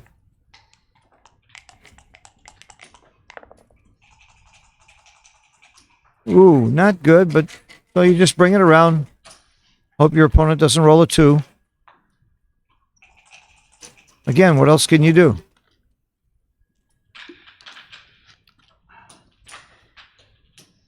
Is he thinking about making a point? No, this is it. This is it. Oh, there's another play. 15, 11, 5, 4. Why would you do that? Wow. I have to think about that one.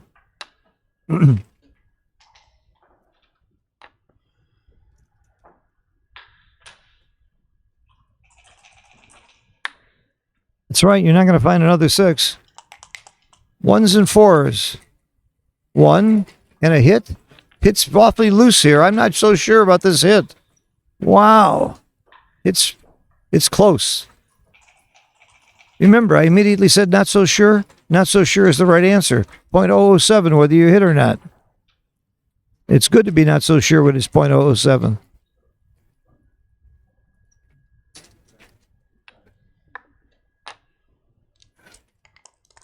It's an action play, and he gets rewarded. Anchor, make the 3 point, the butterfly point, according to Michi. That's all you got. A 6 would be nice. A 2 would be nice. A 5, 4, not so nice. I guess it brings the checker to safety to the 7 point.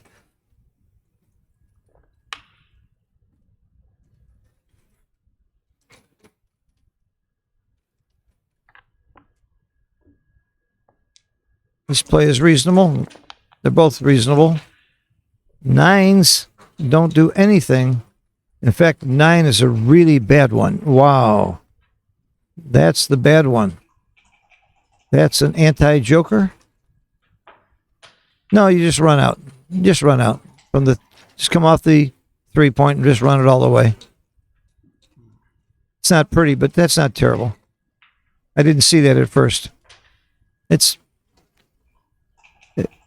FBL, forced by logic. It's not a great play, but everything else is a worse play. He found it. There you go. No. That's 11. That's an 11, not a 9.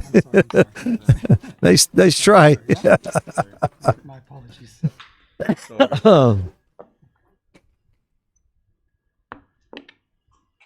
There we go. That just shows you his inexperience, but experienced players will do that too. And the more I see he's inexperienced, the more I am in awe of this guy's ability for such a short time. I spoke to him for a little bit before the match started. What's that? Okay. Sander did not have to correct that according to the rules. He could have let it stand. And I think he'd be better off if the guy had made the illegal play. I'm not sure I would have been that nice. I don't think I would. I think the rules would allow him to put it in the wrong place. Of course, he might have found it before the end of the term. I would wait till the whole move is done to decide which is better for me. And again, call me a bad guy if you want to, but I'm not. I don't play any other game or sport where when my opponent messes up, I'm supposed to help him. You'd like to come up with the 1, but then where's the 2? So that you have no choice but to come in here.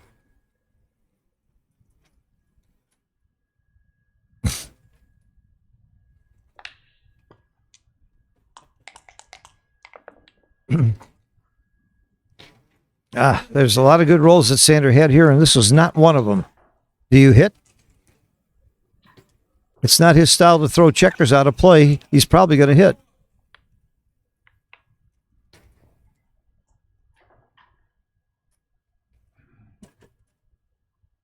And it's close, real close to whether you hit that checker or not.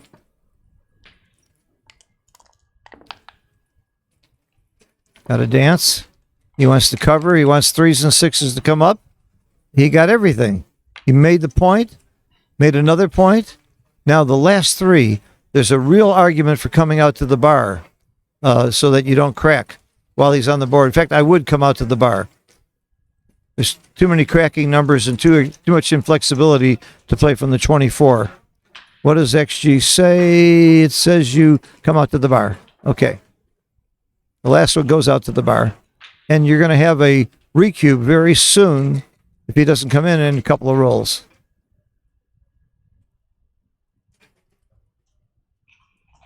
I'll give 3-1 that Sander makes the right play. Maybe the score scares you a little bit. When you're winning, you don't want to risk gammon, so you might play 24 up. But I think it's pretty clear. And it is, XG says it's clear. Okay. So you should come out to the bar here. Charlie, would you come out to the bar? See, you just saw one of the greatest players in the world make the wrong play. He's much more stuck here. Yeah, Charlie would have gone to the bar. And now we know why. Look at this. Punished. The double 5 would have played 1, 2, 3. Yeah. That play, that mistake really cost Sander. And he's gonna be angry at himself later for that. It was not a small error either. This is a good roll. Out. Hope he doesn't get a 6. That was a major turnaround, not to come out to the bar and then get punished as badly as he did with the double 5. 1, 2, 3, and 4 is safe. And then to the ace point, into the ace. And the last one, forced by logic. Okay. I won't keep saying that. I know it gets tiresome. 5, 4 is forced. Not too many shot leaving numbers here. And this is not one of them. This is very simple. Then to the ace. Sander's going to run with one of them. He has to run with the 5. Does he stay with the 3? Yes. He could have come out with the 3 also, but he's better equity trying to get a shot. Uh-oh. And see, the guy did not shake. I hate that. But the good news is they're using a single set of dice. If they were 2 different sets of dice and he rolled double 4s twice in a row without shaking, I would reach for my gun. I'm sorry, I lived in Texas too long. It's just an expression. I really don't believe in guns. I don't like guns. I don't shoot people. Trust me.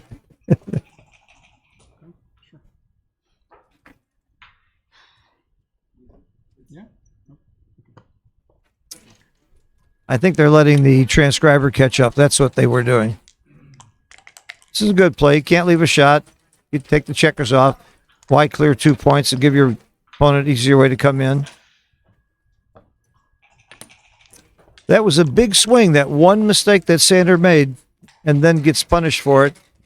by rolling double fives.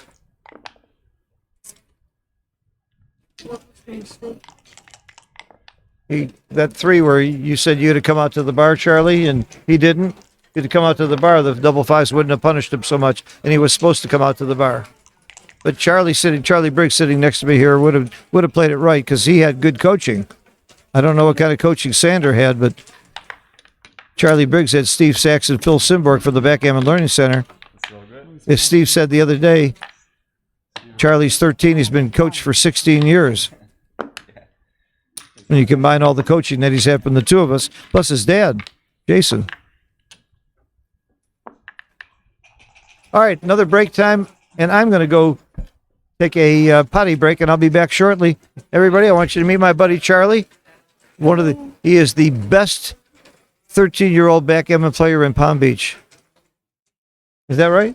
Probably is, by far.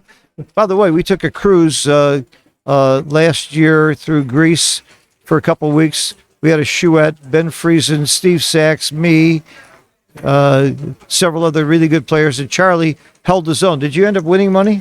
$10 a point? You didn't have to take the box, was the only requirement. But at $10 a point, I think he walked away with all the money.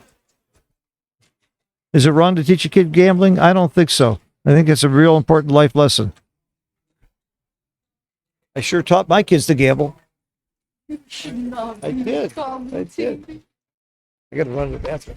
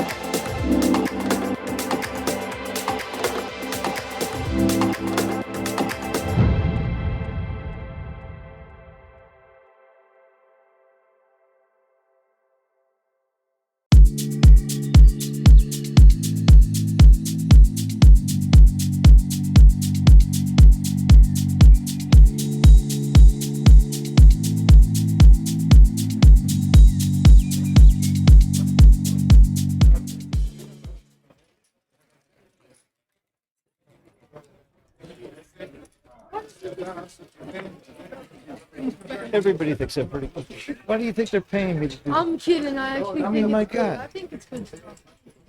Why do you think I'm here? Is this thing on mute?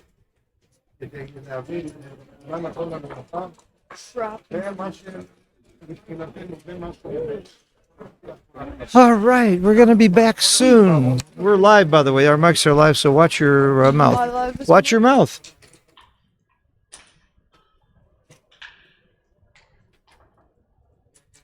Oh, I really need you for something. Go get me a latte. Buy yourself something too. Here. Okay. And bring me change. Thanks, Billy boy. I need a latte. Thanks a lot.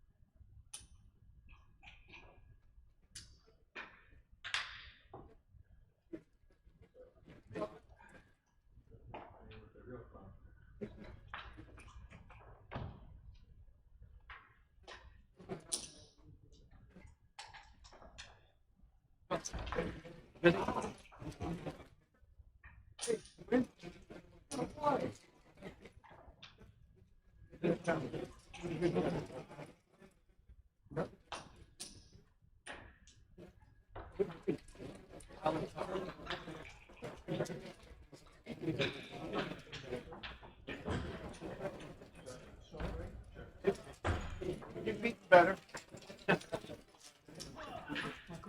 Questa roba.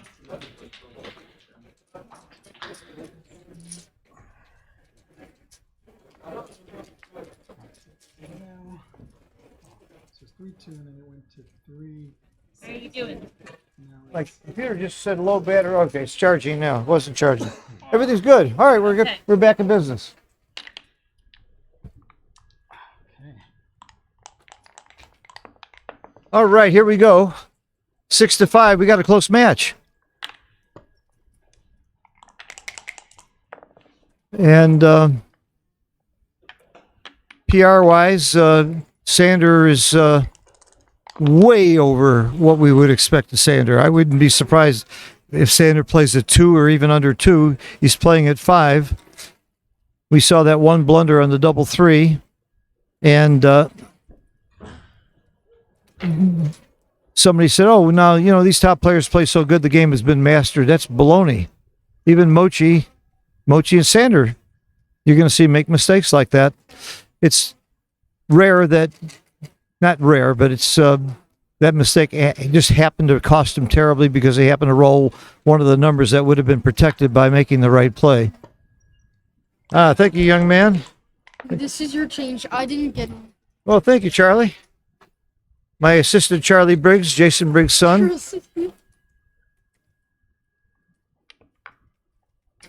I need some hot liquid for my voice every now and then to try and save my voice. I can't wait until some people get knocked out and I have some really good co-commentators to join me and do more of the talking. But you know what? I don't have to keep talking. We can watch more, and I can just talk when something more interesting happens. I bet you people would like that. That's a nice idea. Peter Albury said, let the boy talk. All right, we're going to turn your mic on. I don't care what they say.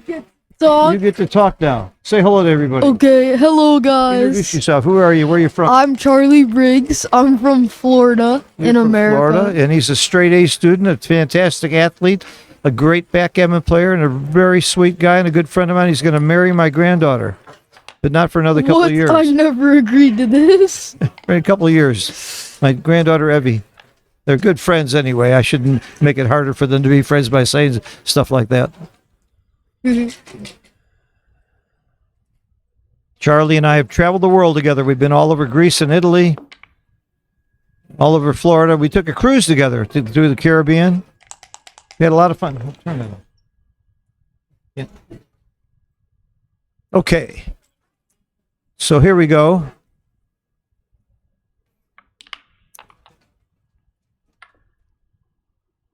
Wow, the double hit is right.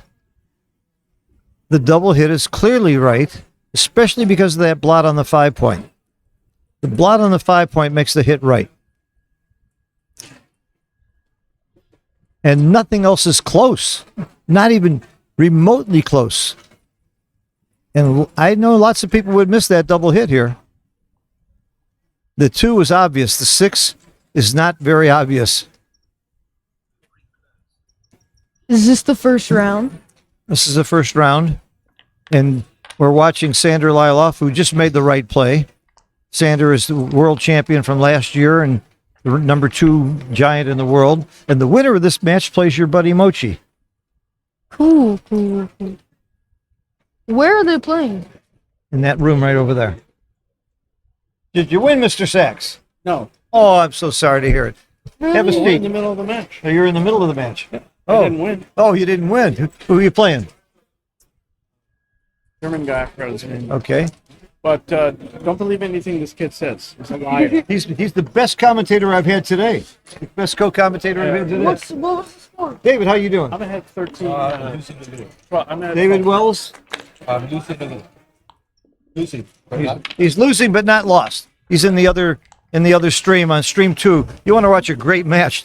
Dirk Sheeman and David Wells, that was the one I wanted to do. Not that this isn't a great one too, but that has got to be, I guarantee you the 2 PR averages there are well below what we're seeing here. Well, good luck, David. I wish you the best. Charlie, what do you think? Who's winning here? I think How about black. that? How about that roll? Is that a good roll or a bad roll? That is a very good roll. That is a very good roll. That You're is smart enough to see very that. good That roll. was that might have been his best roll, making that point at that moment. Making that anchor. That was an incredible point. Oh, David Wells pointed out double 4 would have been better. Comes in, hits, and makes a point. That's a little better. But his second best roll. And you know what? If you have Extreme Gammon, you can find out that stuff. You go to Dice Distribution. And if you don't have Extreme Gammon, buy it. It's the best software. And if you do buy it, then email me and I'll send you a 1-hour tutorial and everything on how to use it. It's $25, and every penny goes to the USBGF Boards for Kids program to send boards to kids all over the country.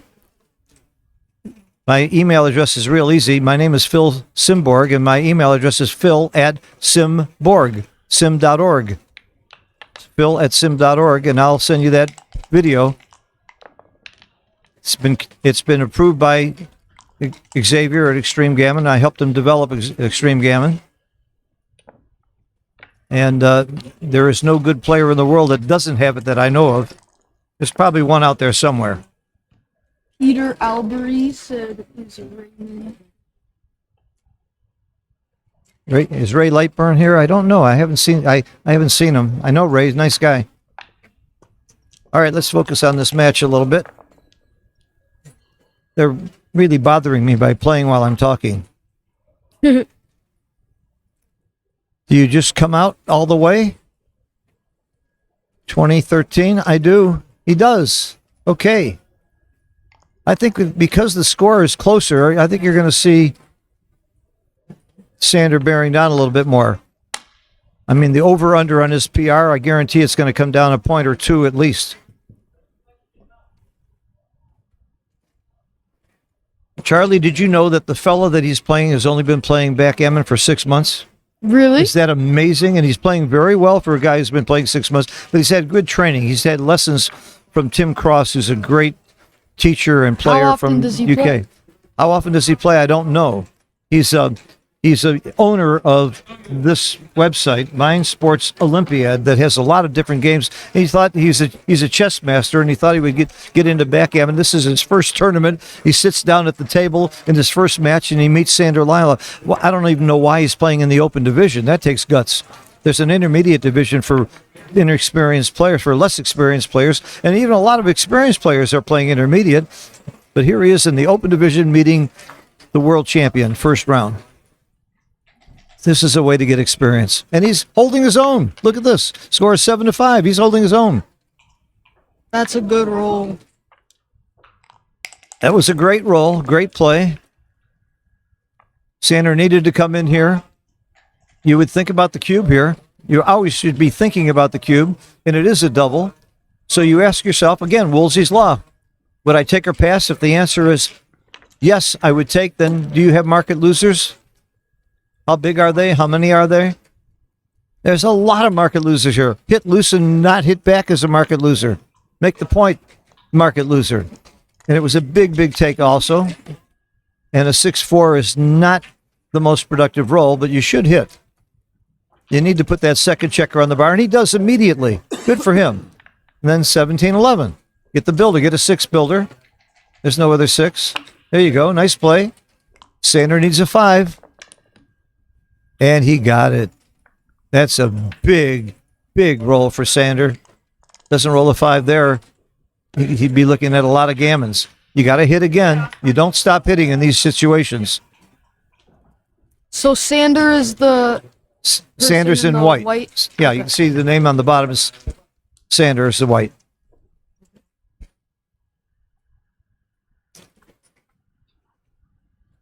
$11-10 is right here. And 24-23, so you can get out. 11-10. I might have missed that. I might have missed 24-23 and concentrated on the... Oh, my God. Oh, that's painful. That hurt. Oh. Vacating the 6 point there. And oh, that hurt. Okay, well, he didn't make too many blunders like that. And by the way, his clock is ticking down. 7 minutes is not a lot of time for as much time as there may be left in this match. One of his friends did advise him to save time, and he told me he posted that he's a slow player, but maybe he's just trying to hurry up a little too much at the wrong times. I used to say the 5 point's the most valuable point. I forgot to say the 6 point is pretty valuable too. Oh, that hurt. All right, that's a nice hit. Sander needs a 6, and that's still a decent roll. Very decent roll to anchor there. That's just about the same thing that. Yep. Now, do you hit or do you cover? Do you hit or do you cover? If you cover, where's your 4? It's not too good. So I would hit. the hits, you would hit, Charlie? Yeah. Are you kidding me? It's right. Attaboy. You had a good teacher. I can't see he's the all I can't see the dice. I know there's a 6, but the other one's covered up by the checker I on the think bar. it's a 4. You think it's a 4? I don't know though. It looks like it might be a 4.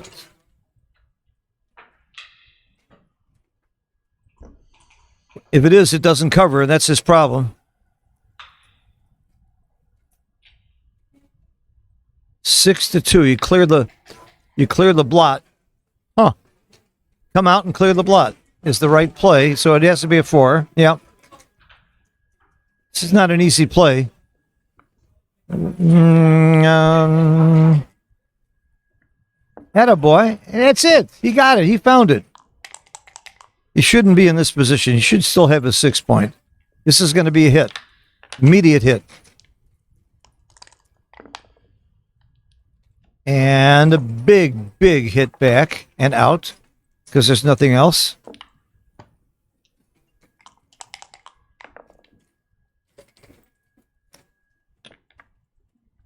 By the way, Sander is on the bottom. What color are the checkers on the bottom? Black. They're black, you idiot. When I told you they were white, why didn't you tell me I was an idiot? You idiot.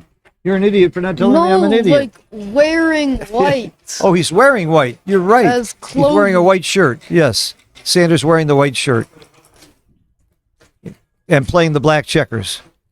And playing the guy in the black. Now I'm confused. I think that's navy. I don't know. Now I'm confused. Okay. Sander holding the cube here is not a horrible thing. In fact, you like to be holding the cube when you're in the high 40 percentiles because the cube gives you extra wins. So his game has certainly improved.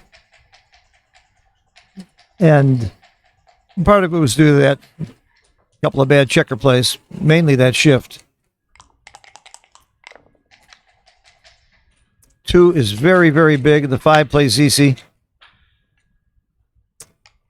The old 6-4 holding game. The old 6-4 holding game. How often do you see that?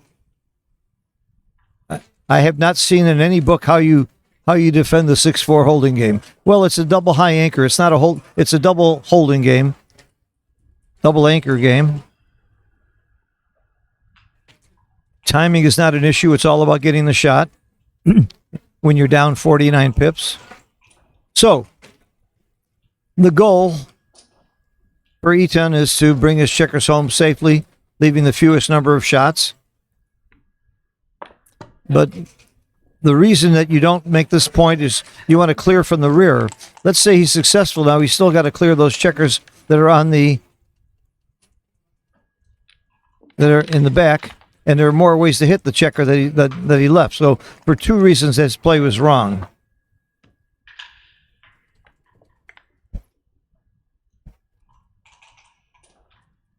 I'm getting some text messages, and I can actually see them.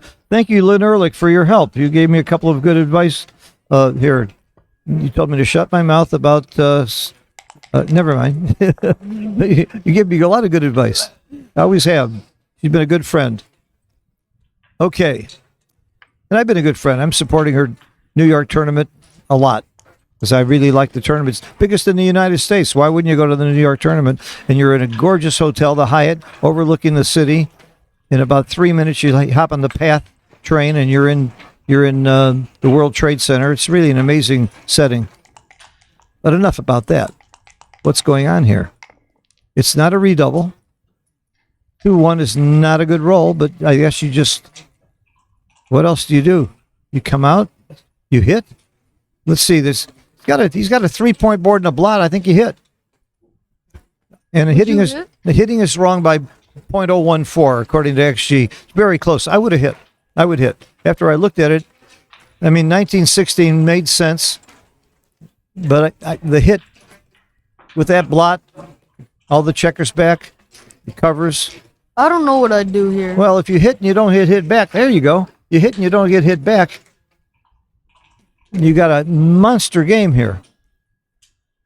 This is more of a gambling play. One reason you don't make this play against an inferior player, though, is his plays are automatic. He's either going to hit or not. The other plays make it trickier for him to play this checker. So that's one argument not to hit that Sander might be thinking about. I really don't know how much Sander is thinking about playing against the opponent. But you know what? He's a professional poker player. Of course you think about that. And we saw that in that cube action when that bluff cube that he waited on a cube that was a monster pass. Okay, he made the hit, made the big play.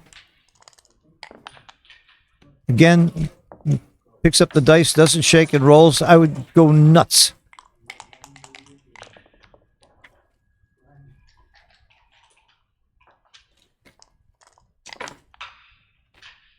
As a matter of fact, Charlie, you can do me a favor. Yes. You know Arda?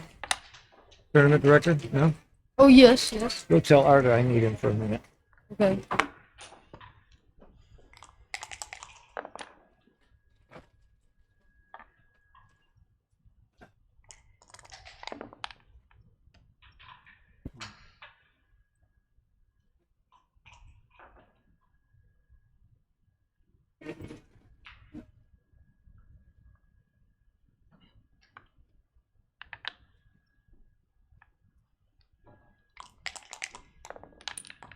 Sander needs to come in. Did you? Okay. Not a problem. Wow, this game has really turned. Sander was doing well. That hit did not turn out well. And he's in trouble. He's dancing 4 or 5 times in a row. He's a favorite to come in every time, you know. 20 out of 36 rolls come in. Just bring it in. Stander's still got reasonable game if he can come in soon. No, because he's likely to get a shot. Like right now, if he was in, it would have been great. Now it's only going to be like an indirect. Now he can only hit with 6-2, 4-2, double 4. If he was in, he would have 20 shots. Cock dice on the corner. 4-1 doesn't cut it. See, if he'd have been in, he would have hit there. Dancing all those times really, really cost him. Probably could have cost him the game and might well cost him a gammon. Oh, wait a minute. What do we have here? Oh, my God. Look at this roll. Oh, my goodness. The humanity. Oh, I didn't think of this roll. My God. Now, 1s, 4s. There is another one. He has to do this. He, On my own. There's that. Yeah. no, he is not forced. He could leave the shot on. He could leave 2 shots outside instead of 1 outside and 1 in. But he should play the forced part first. 3 of them were forced, and then you have to decide on the last one. So this is a good lesson for anybody. Do what is forced, then you would see you had the choice between those 2. This is the better option, though. 1s, 4s, and 2s hit. That's a lot of shots. And he got it. Wow. That was one of the biggest anti-jokers you're going to see in a long time. I actually feel sorry for the guy. I feel sorry for anybody who rolls big anti-jokers. First you play the 6 and then the 1, right? No. Where is the 6? Where is the 6? Sorry. You're not on the bar. Yeah. Of course. Sorry. Okay. Yeah. It's all right. Let's see. He comes in with 1s, 2s, and 4s. You always think about duplication. Yeah, you don't want to give him another way to come in and hit you. If he doesn't come in now, it's game. This is it. Double pass. I don't think there's enough gammons to not recube here. Is it a double pass? It's a redouble pass. It's correct. Redouble, and he should pass. Now, Sander did not take a long time on this one. Maybe he thought it was too obvious. Maybe he doesn't want to play that game that much. And he's quickly passing as he should. That was a really, really sad turnaround for Etan. And I feel for him. I feel for anybody who rolls anti-jokers. You don't like to lose that way. Of course, in the previous game, what about that double 5 anti-joker that Sander rolled that but we don't feel that sorry for him because he could have prevented that with the right play. I don't think that Etan did anything wrong. Maybe he did. I didn't catch it if he did anything wrong that could have prevented that double 4 from really killing him.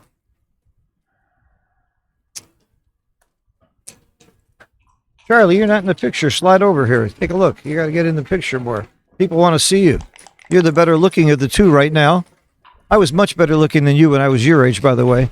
I didn't have those damn braces. And look at my teeth now. They're nice and crooked. So who's going to end up better, you or me? Braces? I kind of like them. You like the braces? Makes your voice sound a little funny, too. Yeah, it does. You got to talk right into the mic when you talk. Oh, wait a minute. Let me turn the mic on. Okay. It was muted. No, only when you walked away. Okay.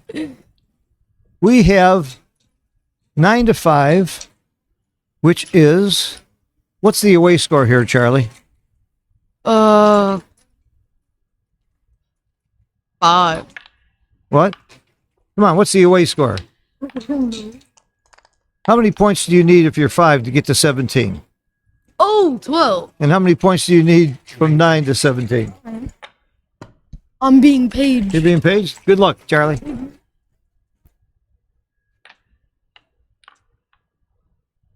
See, I want to have a scoreboard that shows the away score, and it is legal here in Monte Carlo to write the away score down on your score sheet. Mark Olson agrees with me that that's appropriate. That's appropriate scoring for backgammon. Okay, 5-6 doesn't do anything.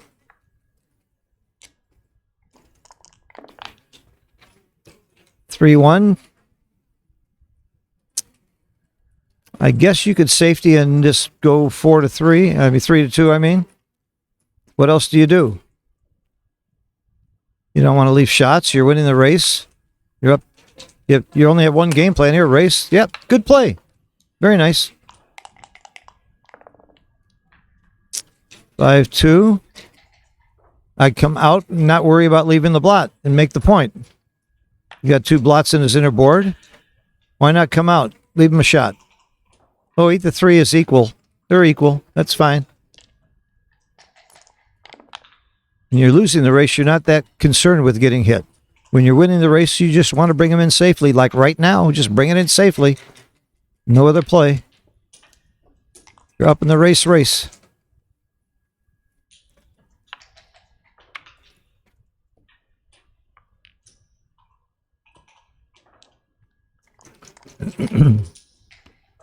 It just drives me nuts that he's not shaking the dice. That's why I like a baffle box too. And I don't care if they shake the dice. In fact, we don't even use the cups. I prefer not using cups with the baffle box. It's easier to put them in the box. Everybody should use a baffle box, and they should use mine. I sell them. I make them. I design them. I'm on my 17th design since I started making baffle boxes. And they get better every time. And you can go to the Galaxy store and buy very fine baffle boxes there.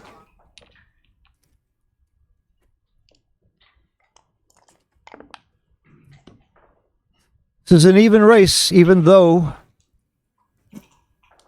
Sander has 2 checkers back. It's an even race.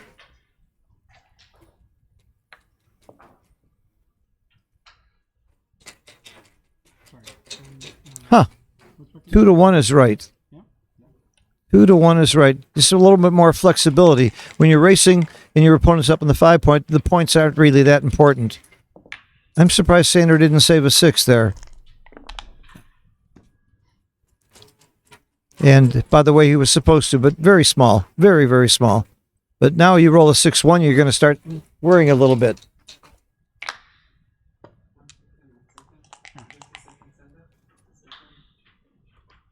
What happened?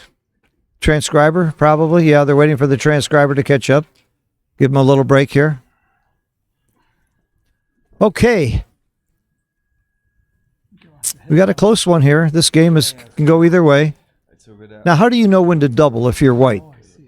Grant Hoffman, one of the Backgammon Learning Center teachers, great player from New Zealand. He's also won the Australian a couple times. He came up with the rule of 4. If you have 4 or fewer checkers on the midpoint, a landing spot, let's 7 or 8 point to land on, and you're up 15% in the race, you have a cube. So obviously you don't have a cube here because you're not up 15% in the race. So the white's pip count is 114. 15% of 114 would be about 16 or 17 pips. That's what he would have to be ahead to have a cube, but he'd also have to have 4 checkers on the mid. So why is it 4 checkers on the mid? Because with 5 checkers on the mid, you can't lose your market. You can never clear that point. It can't happen. With 4 or less, you can roll doubles and clear the point. So there's too big a threat of losing your market by way too much if that's the case. It's a really great rule, and it works beautifully. And why 15%? Well, put it in XG. You're up 14% of the race, it won't be a double. You're up 15% in the race, it's going to be a double. It just works so well. You backed into the number. So we're taking a break here. I'm not sure if it's because of the transcription or if it's because of the players. See Sanders stretching. Now, here's what's really unusual about Sander. I guess it's too early in the day. He's usually drinking beer while he's playing. If you remember the World Championship finals with him and Mochi, he had a beer in his hand all day long, the entire match. The guy is legendary. They did a documentary. They were following him around with cameras from the very beginning of the tournament last year, and he ends up winning it. It was pretty great. Okay, we'll take a little break here, and I'll rest my voice a little bit. PRs aren't bad for Etan. He's playing under 8. Nothing wrong with that. You consider he's made a couple of real big blunders, and he's still playing under 8. You got to give this kid credit. This young man credit. I'm pretty soon I'm going to be old enough where I'm going to be looking at people who are 60 and 70 and calling them kid.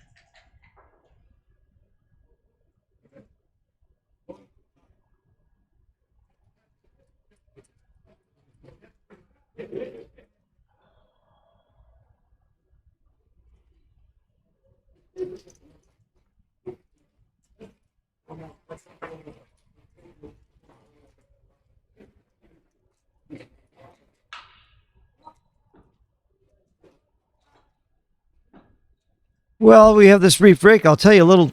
Charlie Briggs is one of my many, many young students. I charge much less money to teach kids and given a lot of free lessons to kids and a lot of college students. My first college student who was a student of mine was a guy named Ben Friesen, well known as a very top player these days. And I had a lot of other kids. I started clubs at 21 schools.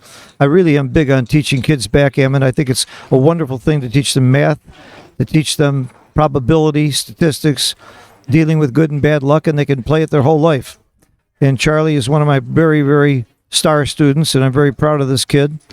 And I've got another one coming in, a 14-year-old kid from London who spends part-time in Monte Carlo that'll be here shortly, who's also one of my great students, teaching him about once a week. He's due here any second. I'm looking for him.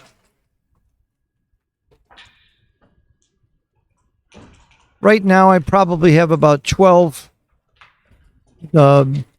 teenagers or under that I'm coaching, mostly online, but in New York, with the help of Rich Munitz, we had I think we had 25 kids at a private club. There was maybe 18 kids and their parents. We're starting to see kids coming all over the place. I ran a tournament in Jamaica in June, and maybe half the people were very young. I would say under 30. More than half the people in the room were under 30. So we're getting a lot more young people into the game. Now, a lot of people say backgammon is almost the older people. There's a reason for that. You get out of college, you got to work on your job, you got to make a living. It's your move, yeah? I just played You got to establish yourself. You don't have time to travel all over the world playing in backgammon tournaments. I myself didn't start really playing until my kids went to college. Playing a lot, you know. Ezra, have a seat. How are you? Nice to meet you. Have a seat. Okay if I introduce you? This is my good friend and student, Ezra Namad. We're being streamed worldwide, and now I'm going to let you take over the commentary. You're in charge. Ezra, how old are you? 14? 15. 15. You're 15 years old. He's a very, very fine player. The Namad name is, I think, very well known. Is it your great uncle or your uncle that was a world champion? Great uncle. Great uncle is a world champion. Helly is a famous backgammon player. He's your cousin? Yeah, second cousin. And quite a family, and they're continuing and doing the right thing by taking lessons from Phil Simborg. So, if you have any questions or comments, I'm all ears. All right, We're thanks so watching much. Sander Lylloff on the bottom in black. He's a world champion. He won last year. He's one of the best players in the world. He's ranked number 2 on the Giants list behind Mochi. Yeah. And he's playing a fella that has been playing for 6 months from England. By the way, takes lessons from Tim Cross. But he's holding his own. He's doing very well. Okay, so the cube is in the center. Do you think the cube should have been turned? Yeah, I would say. Absolutely not, because the race is too close. Oh. You remember the rule of 4? Oh yeah. You do? What do you have the rule of 4? Don't you have to be, how much do you have to be up in the race to double? 25%. 15%. But he's only up 4 pips, so he's nowhere near enough to double. Yeah. So part of learning is remembering. So you blew that one. Okay. This double 5 is a big roll, but he's up in the race. So you race. He's up 12 pips. Now he's up 5 pips, but staying back and trying to get a shot is not as big odds to get a shot, hit it, and win. It's just winning a race when you're winning the race.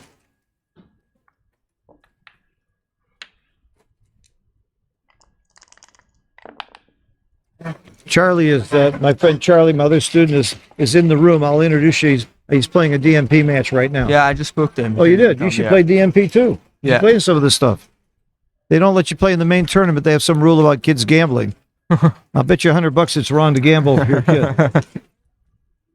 I believe you should teach kids gambling. This is a double in a small take. Now, we saw Sander do something that was a wonderful poker ploy earlier. Sanders is a really top poker player. He had a cube that was nowhere close to a take. He took forever to double. He agonized over it. He gave it, and the guy took. Yeah. So there's some poker in this game, and you can't tell me that Sander didn't know what he was doing. This is one of the smartest, best poker and backgammon players in the world. So you just took a little time on this cube. It's a monster cube. It's barely a take. He would like his opponent to pass, so maybe this wasn't a poker play. He was just thinking about it. The other thing that makes it hard to give this cube is when you're up in the score, you have to be a little bit more conservative. And good take. Nice work. And immediately rolls a great roll. Remember, the average roll is what? 8. No? 8. Yeah, very good. And he rolled 12, so that's a very good roll. 4 pips doesn't sound like a lot, but it's a lot in a short race like this. That's a big roll. It raises equity 3-4%. Double fives isn't that good, is it? Still pretty good. It's very good. It's great. Okay. It's like what we call gin. Yeah.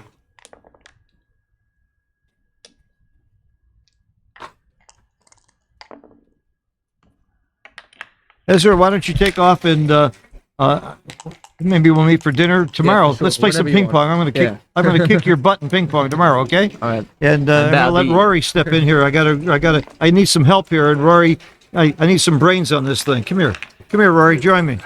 Thanks, Ezra. Good seeing you. We'll talk some more. Actually, I wasn't looking to join. I was literally just watching. I need your help. I need your help. Take it away. I got to save my voice too. I think the race is pretty much over. So let me ask you something. Just a deep analysis there. Is it better to be at 11 or 5? Which is better, Rory? If you're 5 away, it's better than being 11 away. I know that. Well, I'm a big proponent of the away score. That's a good answer. Thank you. What have you been doing with yourself? Why you been fooling around and looking at the pool all day? Unfortunately, I've missed 3 pool days in a row. I got to the pool the first day here, and I've unfortunately missed it the last 3 because I've just been too busy trying to get things done to get this tournament going. Oh, you took all the registrations? Yes. 200 and so 198 and 64, 262. Let me ask you the most important question. Where the hell's all the money? we got 200. Fortunately, no longer in my possession. Yeah. I've handed it off to the big boss. Wait a minute. Do the math for me. I know you're great at math. Let's say we have 200 players. If the entry fee is what? $12.50. $12.50. How much money is that? A lot. Okay, let's watch this game. Help me. Have you It's a seen? double. It was a double and a take, and he missed the double. He missed the double. Yeah, early double 5 when you're trailing this big in a match. Yeah. Good 2s, 4s, 3s, 5s, 6s. Yeah, but bad ones. The 4-3, he should be attacking here. Just attack from the middle. I mean, yeah, you can make the advanced anchor, but that's not the strategy here. You just want to attack and double them out potentially. Yeah. This is very wrong. When you have your opponent outboarded 3-1, you should be hitting. Sure. This is a blitzing game. Sure, it's all about absolutely. game plan. So, do you know Etan? Do you know anything about him? Yes, he's been playing for 6 months. He's a student of Tim Cross. Yep. And do you know what his background is? Yeah, I've talked to him. I already. Oh, the sport, Mind Sport Olympiad. Yeah. He's a chess master. And he plays like 40 to 60 different board games. I mean, he really is a gamer. So he waited too long to double. Yep. I didn't see the screen. I'm sure it was a pass here, Yeah, it was. especially at the score. Taking a break. So Sanders actually playing a 4. I'm guessing maybe he's adjusted his cubes a little bit. I don't know. He made one real bad checker blunder that cost him. So there's some big checker errors there. Yeah. Yeah. He made five checker point. So I know why Sanders taking a break. He's going to go get some coaching because he needs somebody to help him. I think you're mistaken. Who You would just go sat to- back down. If you're one of the two best players in the world, who do you go for coaching? To the other best player in the world? I would know who Sander goes to, actually. Do you know who Sander goes to? Svobodny? No. Gus? Mark Olson. Mark Olson. He and Mark Olson, I know they're Mark close. Olson, they play a match virtually every single day. Oh, okay. So he gets coaching from Mark. And Mark Olson is a grandmaster, and No question. and a great thinker. You don't have to be a great player to be a great teacher. I'm proof of that. Are you? I mean, you're such a I great got half player, of it. I I got thought. half of it. I thought done. you got the great. I thought No, you were no, the no. great player. No, I got one half right. All right, make the anchor. I mean, make the 9 9 point. point. Sure. Sure. 9 point is the 9 point. It's a good point. It's a I good priming point. 5-3. This is. I think you anchor here. absolutely and just slot the 4. Well, you could also make the 3 point. You're making the 3 points right. Is it Yep, really? It is right. That's somewhat surprising. But not by a that's whole lot. That's a lot surprising to me. A point's a point. And, Jake Jacobs' favorite saying, a point's a point. He also says pips are pips. wow, I am Very not, profound. I am not surprised he made this play because it was mine. 3-1. He's just making the 5 point. Terrible play. I'm kidding, of course. It's always right. Almost always right. 4. You covering with the 4, and are you leaving him a 1 or a 3 and a 7? 3 and an 8. I think you probably slot in front of him, unstack the big 6 point. They're both very close. Did I pick the second best play again? At least I'm consistent. Well, you're Mr. Two-Ply. And you can't say it's the second best play when it's .05 and 4-ply. You haven't rolled it out. Ooh, We haven't double- done plus. Double 2s. I make the bar and come up. But that's wrong by .025. So I would have made the second best play here. This is my play, and I'm happy to say I made the same mistake Sander I made. don't think I would have switched, Uh-huh. but he's glad he did now. Cover, make the point and bring one down. Yep. Oh, he went for the attack. The attack was pretty bad. Yeah. Pretty big blunder. Volunteering shots Yeah.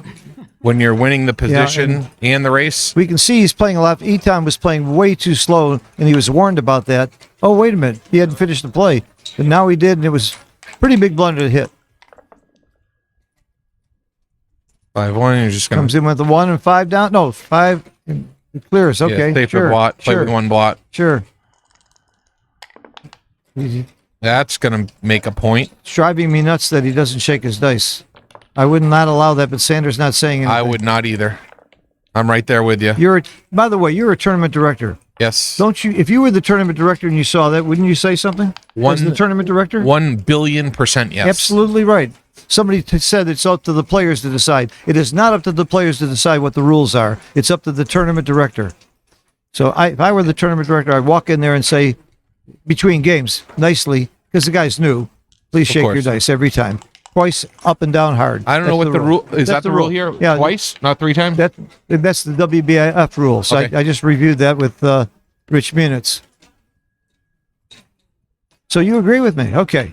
100,000,000,000%. Yeah, if you see anybody doing an infraction, you're the tournament director. Other people should keep their mouth shut, but the tournament director and the other player absolutely should say something. Slotting behind or bringing it in? I think I should slot behind. Oh, no, you do bring it. It's the same. It's a tie, a virtual tie. Yeah. But he didn't lose that .015 equity. He got it right. 5-4, you just bring 2 down, I believe.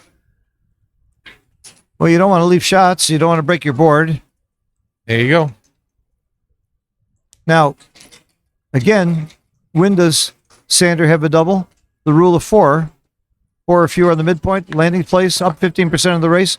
He's only up 1 pip. You got to be up at least 10 to 15%. With 2 landing places, you can double a little sooner because your chances of leaving a shot are smaller. But also, when you're winning 11-6, you're going to double a little slower too. What you said there was a little fast for me. Okay, I know it's you. called the I've rule heard. of No, four. I was gonna say. I know. I've heard you speak of the rule before. I know. I've heard people like Art Benjamin speak of it. Yeah, Grant Explain Hoffman it. came up with it. If black had 4 or fewer checkers on the midpoint, a landing spot, either the 7 or 8 point, Okay. and up 15% of the race, he has a double.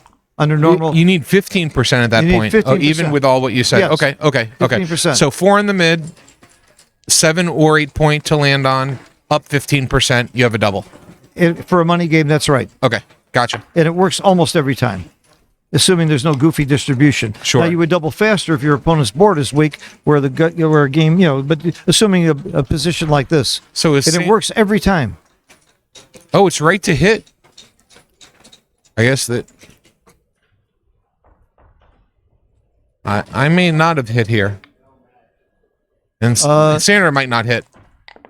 The race is very close. That's why it's That's right to why hit. you hit. The race is very close.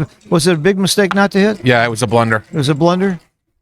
That's why I said before he made the play, Yeah. I said I might not have hit, and I might have blundered, and I definitely, when I saw the numbers, I definitely thought Sandra would have hit. Well, when I saw the numbers, I said I would definitely hit. I liked his speed at which he cubed. He's like, I'm playing Sandra. I'm down 11-6. I'm a favorite. Get the cube out. And now Sandra actually has a decision. But it is a take. Oh, is it a monster take? Yep. You're going to get some shots here. It's not that easy to clear, and there's going to be a lot of No. wastage. And he was only 1-6 to. White is either going to leave a shot or waste. And he Sander passed. another blunder. We're seeing some blood. Sander is not playing up to his usual. That very well could be adjustment, but if he saw the numbers, I don't think he would have adjusted that much. And that's one thing I can talk about a little bit. I've done a little bit of research or study of better players making adjustments with the cube, specifically when they're playing weaker players, and often they adjust too much. They either pass things that they know are takes, but they don't think are huge takes or huge passes, or they don't. They're passing cubes that are just too big of takes, and that was one right there. Absolutely. Good point. By the way, though, the score makes that mistake not as big, I think. It was still a mentally pretty it's good still, blunder. It was a big blunder. Sander would not be happy if he saw that it was that big a blunder. I wonder if Sander is really applying his mental abilities here. This is far from his best game. Playing close to 5 is ridiculous for Sander. I mean, more typically we would see a under 3 PR for Sander almost all the time. Yep, 28-13, 6-5. Yep. Hitting on the 5 point, if you don't get hit back, is near. You did get hit. Well, one of his best, double twos. And the last one's coming down.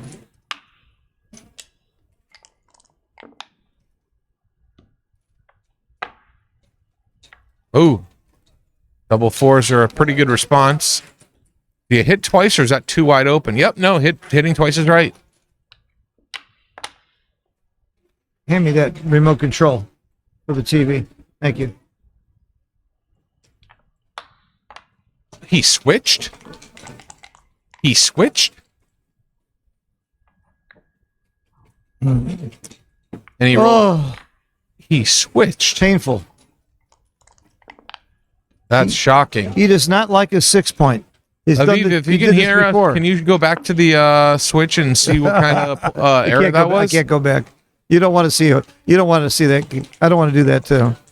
I'm too nice a guy. I'm just shocked. I'm too nice a guy. The same thing happened a few games ago. Yeah. He does not believe in the 6 point. See, he read a book that says the 5 point's important. Yeah. He didn't read. There's no book that says. It doesn't say anything about the 6. No book says how important it is to keep the 6 point.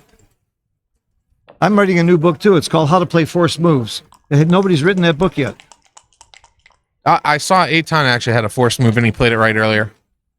It was a 6-5. Yep. All right. Do you make the 18 here? This is off the charts. How many times has Sander been in this position? Right. This is not a standard. This is off the charts. I like the 4 point myself. Yeah, I'm sure he's There right. are plenty of shots in the outfield to be had. Yeah. Making the 18 is real close, though. I was tempted to do that. There's a clock issue. Okay, well, why don't we just play without the clock. He has 1:24 to go. Is that right, or is Is it? that right? Yeah, he's really almost out of time. That's what's Has he happening been here. using that much time the whole Yes, match? yes, he's Oh. been way too slow. And one of his friends warned him. Somebody must be telling him to watch the clock. I don't know what. Oh, it's not running right now. That's very generous. That's going to help. If he runs out of time, he's got. What are they taking the clock away? What's going on? Sander let him put the clock away. I won't Sander might be the nicest guy in the world. Would you do that? Yeah, right. It's going back on. Do you remember when you and I played doubles and we timed out oh, sorry. against Bob Coca and we were winning? That's Yeah, allowed. I'm allowed to do that. Yeah. I was having a nice weekend. Yeah, that was the last time you and I timed out. It's the only time I've ever timed out in my entire Me life too. in live backgammon. Me too. You and I were playing doubles. It's the And last time we actu- played doubles together too. Well, actually, it goes to my philosophy of playing doubles. Actually, it's the reason I have one of the reasons I have the philosophy I do is I never play with someone that I think I have a very similar PR skill set and PR to. Either I want to be clearly the better player, or clearly not the weaker player. So, because if I'm the weaker player, my job specifically is to not let the better player miss a play. And that what I mean by that is actually Not make miss a hit sure or he something. sees Yeah. it. Make sure Yeah. he sees it. Well, you're gonna love going to New York. Lynn's tournament, she's gonna have non-consulting doubles. Then if you had two good players playing, taking turns without consulting, that's where you'd have a good game with two yeah. equal players. That's- She'll also have really, regular. is that- She's gonna have non-consulting doubles and regular doubles. So that's in New York in January That's 4th. interesting. Okay, Then we can play so together. what they're doing, yeah, right. So what they're doing now is they're using the clock, I guess, just to change the Determine- dice. They've turned the clock off. Maybe somebody's clock was running during the. You know what it was? I bet you his clock was running during the break, and neither of them turned it off. So they've agreed to get the clock out of the game. And you know that's a Interesting. fair way to do Okay. it. That's probably what happened. You said fair, and we're talking about backgammon at the same time. That's crazy to me. Sander is not going to want to win this match by a mistake like that. And by the way, Fair enough. if the clock is running while they're walked away, it's both players' fault, not just the one that guy's running. That is true. It's really you In can't. tournament backgammon, if you're playing with a clock and you take a break, what you should do is take a picture or at least write down the times. Yeah, yeah, and So if something it does malfunction or someone accidentally resets, yeah, but they're being streamed. If you had a really good Oh, yeah. commentator, he would notice that. but we don't. No, that's right. Clearly, I missed it. that's a fantastic play by Etan. I don't know if it was right or not, but I liked it. I don't like that the board's crooked. Oh, wait a It's second. He driving left me him a crazy. direct shot. Yeah, he left him Did a he- direct 6. But did he? He had to Double leave. take. But he had to leave a. He had to leave a shot anyways, yeah, though, he right? did. But I'm not sure it was right. I wish they'd straighten out the board too. It's driving me crazy We'll that just it's make crooked. the 2-point here. Yep, If you just tilt your head a little. that was a double. He missed a double again. Oh. Sander is way off his game here, playing at 5 PR. I mean, the over/under on Sanders PR would have been 3, I think. Maybe even Maybe less. not playing someone that's never played in a tournament before. Could be. That's a more at home question, I guess. I got a good Mort Holm question for you, and I asked Mort the question. I didn't get an answer. There's 11 previous world champions here. What are the odds of having a new world champion? Not one of those 11. I think it's about 8-1, but it could be a lot more than that. All right, small double. We have 11? and take. Yeah, 11. So straight out of- odds out would of- be 11 out of 200. Yeah. And you're saying 8-1. That's And here's the in the names. realm. Here's the names. You're seeing a lot of really great players in those 11. hell yeah. We got a cube action see this situation here, list. or I would be giving you the names of those 11. I will later. Next time we have a break, I'll tell you the 11 world champions that are here. And I may have missed somebody. Oh, there's the double. I think you missed there's someone. There's the double. Who did I miss? Are you serious? How did you miss a 2-time world champion? Who? Yazawa. Akiko's not there? I got her name there. Yeah, Where? let me have it.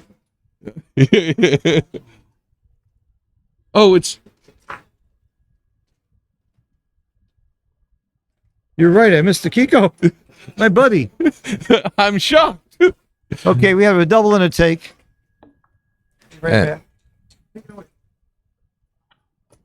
I got stage fright. Cover by Sander. Is that right? Yes, it is. 5-1. He can't leave a shot with the closed board, so he's going to be playing 6-1, 3-2. Anyways, here should be. He cannot leave a shot here. He knows it. And Sander can play fairly risky here. Maximize contact because he's only got a 3-point board. That closed board is extremely powerful right now. Don't lift that blot.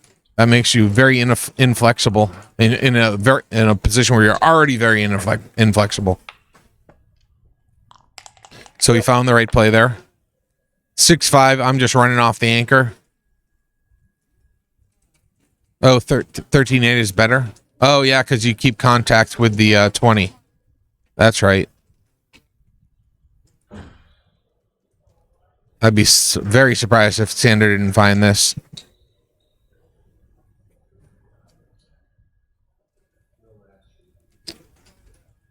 So we had a proper double intake. 3-4. Don't you hit and cover? Yes, he did. You hit and cover. Minimizing shots.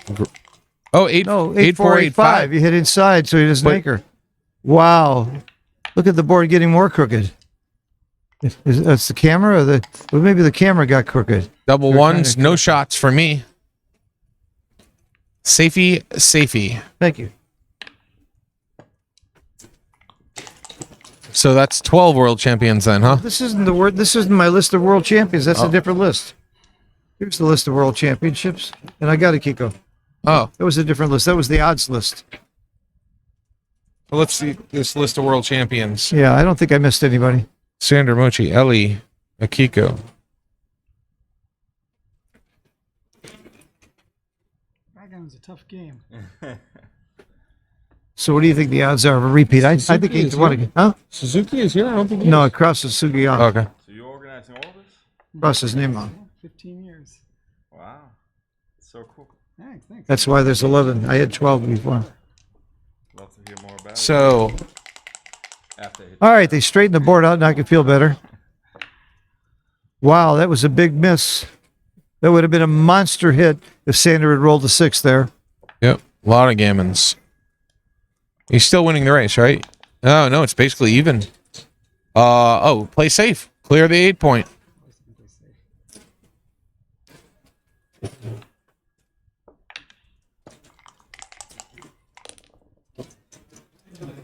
He's got to stay back for the shot. Yes, sir. There's a lot of rolls here that leave shots.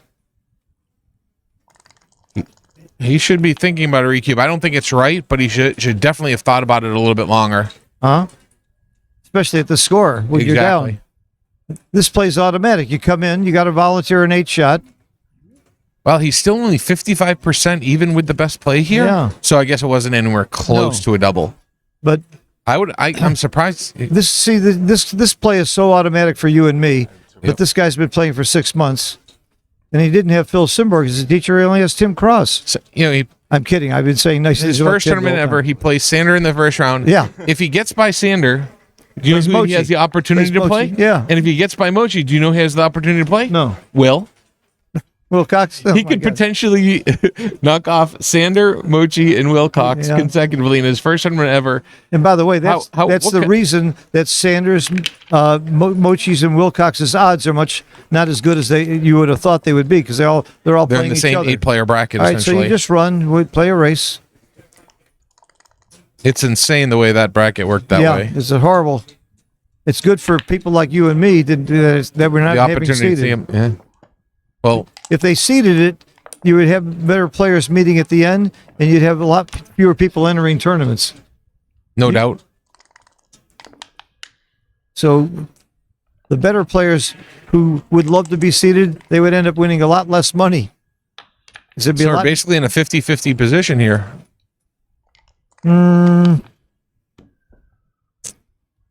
two hands. Come on, one hand. Shake the dice. If I were the tournament director, I would coach him between games about the rules. Sanders not saying anything. You and I would say something. Yeah. I would be very nice about it, knowing that it's his first tournament. Absolutely. You do it very, very nicely. And the dude is super nice himself. I mean, he has a great energy. He does a lot of YouTube streaming, and he has just a great tone and joy in what he does. He really does. That's great. You look at the list of games that are here. It's an incredible list of games. Yeah. One of my favorites is Battleships. There's plenty of games on there I've never even heard of as well. Absolutely. Absolutely. All right, we got a real tough, close race here. 2, 4, 6. Almost a recube. Not quite. Not hoping he doesn't roll a 5 without a 6. Oh, he needed that That's a great 6 roll. big. That's a great roll. Big. He could have a double next time. In fact, he will. He will have a double next time. This is a recube. Yes, he will. This is a big recube. And I think it's a take. You think it's a take? I think it's a pass at this score. It's super close. It's a big pass, .016. Yeah. I see the 3-2, 3-1, or the 1-1, or back-to-back one potential. I'm shocked that it's this close. I thought it's a big pass. Are you more shocked because you're looking at the position, or because I said it was a take? Well, both. Oh man, it's a huge double though. 0.4 mistake not to double, and there's especially no chance in the world Sander is taking that. Yeah. See, this would be an appropriate adjustment by a top player. Of course, good double. Attaboy. Even if it was a take. Yeah, and you're right. Sander should pass against this guy. I think Sander made some joke about you need to hit the clock. That's right. That's right. Well, they're playing with the clock off, so he doesn't really need to hit it. True. That's true. It's not a double if he doesn't hit the clock. I guess it's a double. Anyway. Very, very. Please, It is plus. Good. He passed. That absolutely. I think you would pass if it was 4% or 5%. Yeah. You're absolutely right. Okay.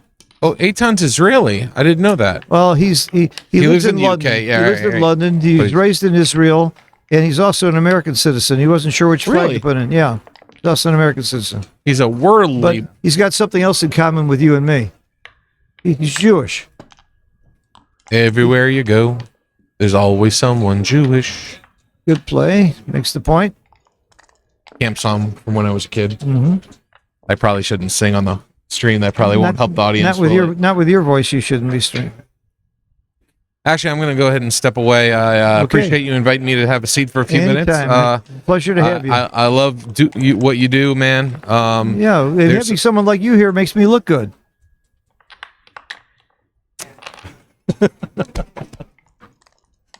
That's my job. Yep. Make you look good. You always do. It does come naturally. You always do. All right, we'll talk later. Bye-bye. Thanks for the help. Okay, everybody, you should know that after this match, there won't be another match until 2200, till 10 o'clock, Monte Carlo time. We're going to have a big break, a big dinner break, and I'm going to have a big dinner. It's down. Mochi's down 12-11. Against who? Seif. S-I-E-F-F. F-I-E-F-F? Jonathan Seif. Jonathan Seif is beating Mochi 12-11 in a match to 17. So it remains to be seen who the winner of this match is going to play. Wouldn't be the first time Mochi traveled a long way and got knocked out in the first round. In fact, I did it to him once. I felt terrible. Yeah, right. If you believe that, I'll sell you a bridge. We got a match here. 11-9. We got a close match here. We got a fight. That play was forced. It's going to hit and come out.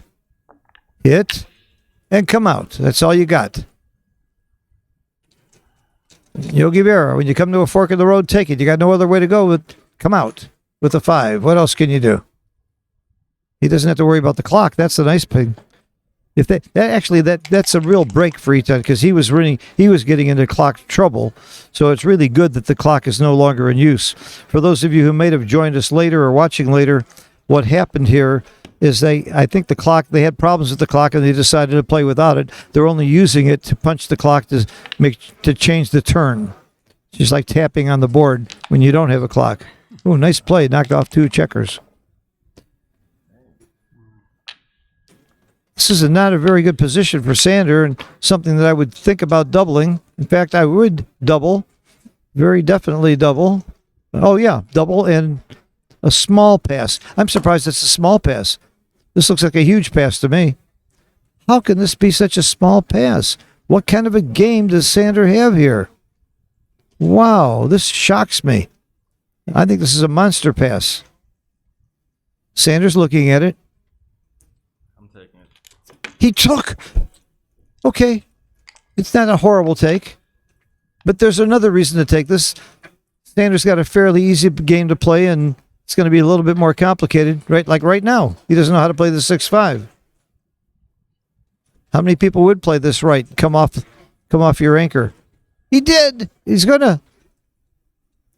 I'm a little surprised Sander took that one. But it's it wasn't a blunder or anything. I think it was 5% with plus plus.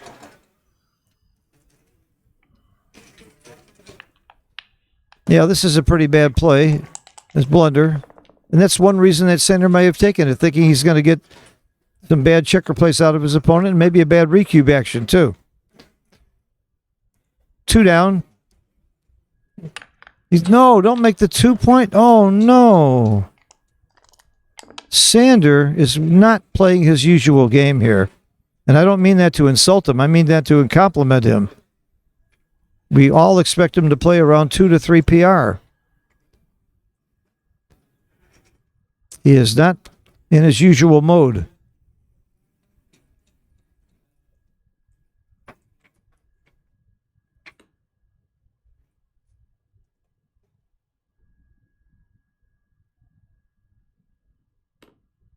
Oh boy.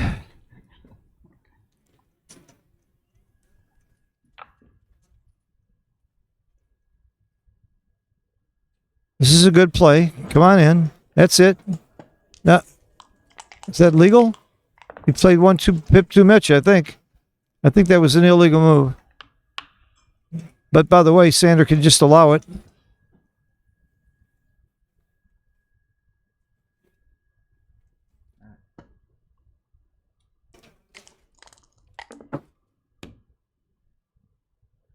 Do you make the ace and preserve some checkers on the outside? That might be right. I'd be tempted to make the ace. You can just go to the ace and come in. Well, I like this play, and it's right. 3-2 doesn't do anything. Does less than anything. It's a bad roll. That means you got to throw a checker away, not to leave a direct shot. Which you don't like to do. Throw a checker to the ace.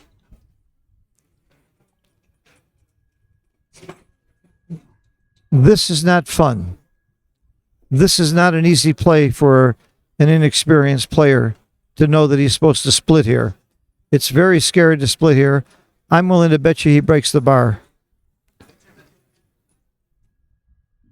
No, he's not going to do that. Where's the 2?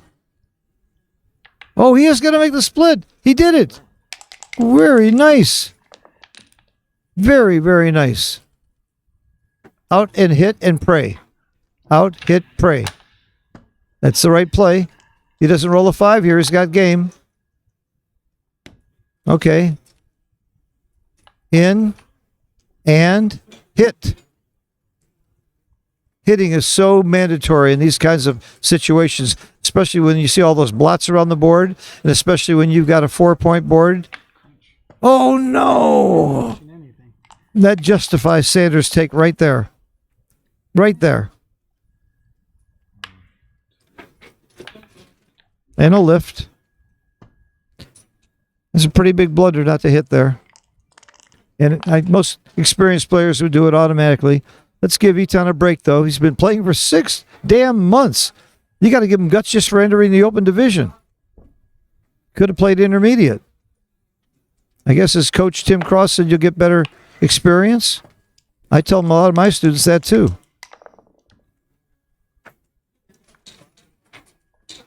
Should have come out with both checkers there instead of one. Oh, he couldn't. I'm sorry.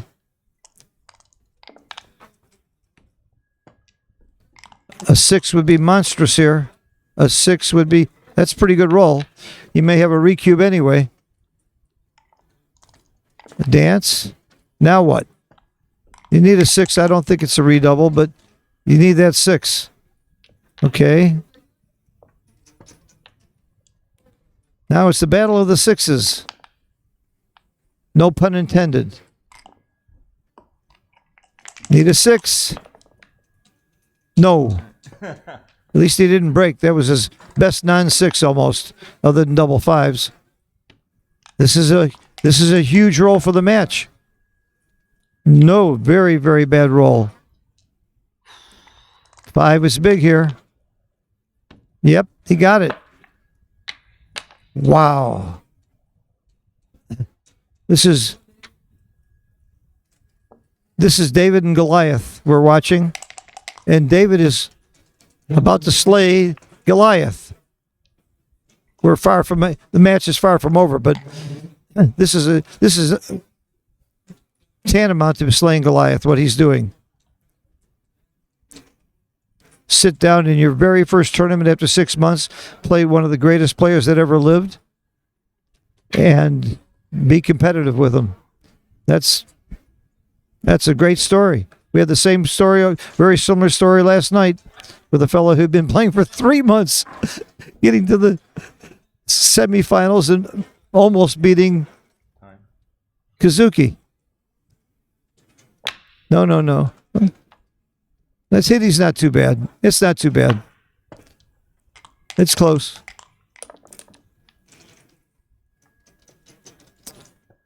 This is probably not going to be a gammon. There's not that many gammons here.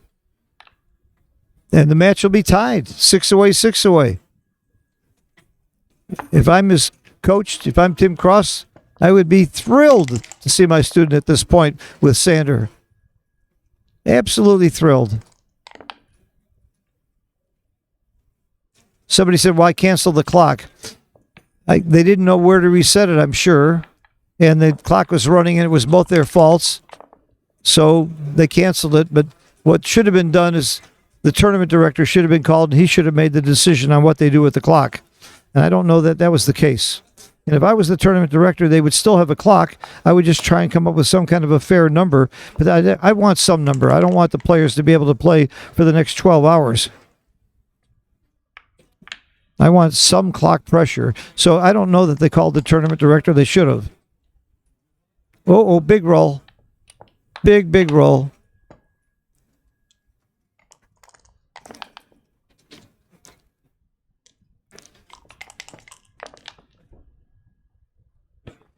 Okay. Ball game. I'll call the game. Sanders got 2% here. One hand, please. Come on. He just doesn't know the rules. Tim Cross, if you're listening, spend a little time with him on the phone. Make sure he knows the rules of the game. It's just out of respect for the game, do it right.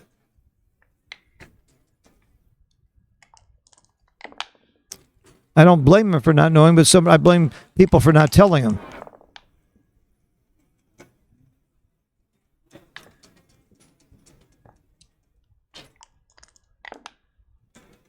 Single? Yeah, sure. All right, we got a 6-point match. 11 away, 11 away. Wow. What odds would you have given me at the beginning of the match that it would have been this close? About 10 to 1? Amazing. That's me. Yep. He's a chess master. He's used to pressure. He's a smart guy. He's keeping his cool. Part of good backgammon is not just knowing backgammon, it's having the right mentality, and obviously Etan does. He's really keeping his cool, keeping his focus. His PR hasn't changed much. A little bit. Went from 8 to 10. So he's still pretty steady play. He should hit. It's an automatic hit by any experienced player. What else is there?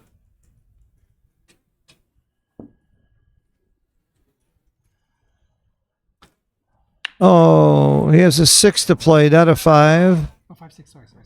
And if he plays it wrong and hits the clock, I'm just seeing crazy. Sander can let it stand. You're not playing legal moves, but Sander's too nice a guy. Much nicer than me.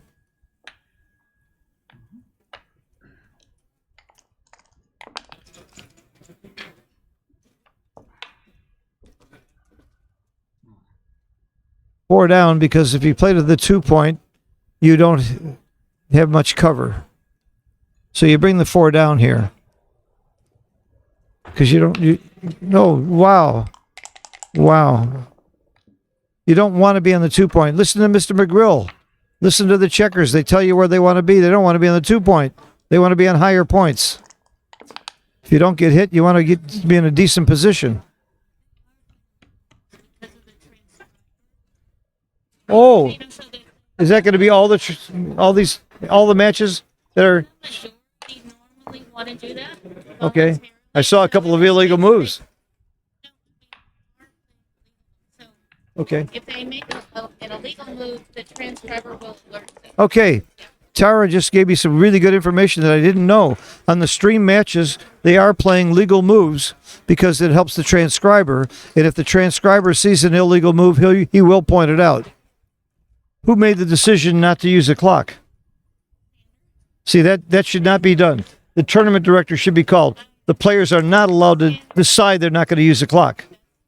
That's very wrong.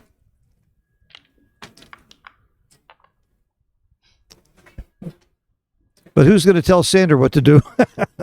Arda will. Mark Olson will. They're the people in charge, and they're not afraid of no ghosts. One of the main rules of the game is that you don't let the players decide the rules. Okay. I like this. Oh, the 6-5 hit. You keep the anchor and hit 6-5. That's a pretty bad play there.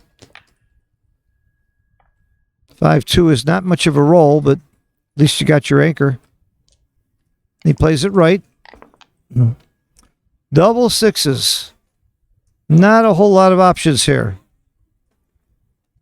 Not a very good roll, actually. Everybody talks about double sixes being so good. This is kind of goofy. You start off with unstacking the midpoint and make the 7 and look for the other 2, which I'm not sure about. I'd have to look for a while. Oh, it says 28. 20-8.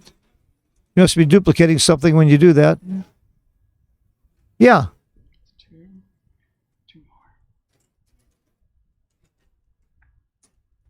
You're clearing a blot, that's all. Yeah, no shot. You're leaving a single blot out there. 6-4 hits.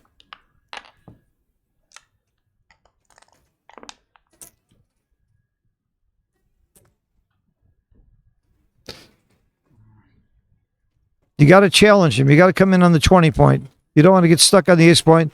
You don't want to commit to a 1-2 back game when you don't have good timing. You got to come in on the 20 there. Is it a double? I wouldn't double a good player here. I think you can develop a 1-2 back game. He might get a pass. I'd like to see the cube action here. I'm not sure this is a double. It is a double. Good solid double. See, just like I said, 6 away, 6 away. Take points are going to be pretty close to money. Gammon value is elevated, though. A little bit. Probably 0.7. It's a double and a take. I wasn't sure of the double. I would take it because I love playing 1-2 back games. It's actually my favorite if you have any kind of timing at all. Timing's not close, though, at 25 pips. A really good 1-2 back game needs 100 pip timing. I would have missed this double, I have to tell you. I would have missed this double. He snaps it up. Good for him.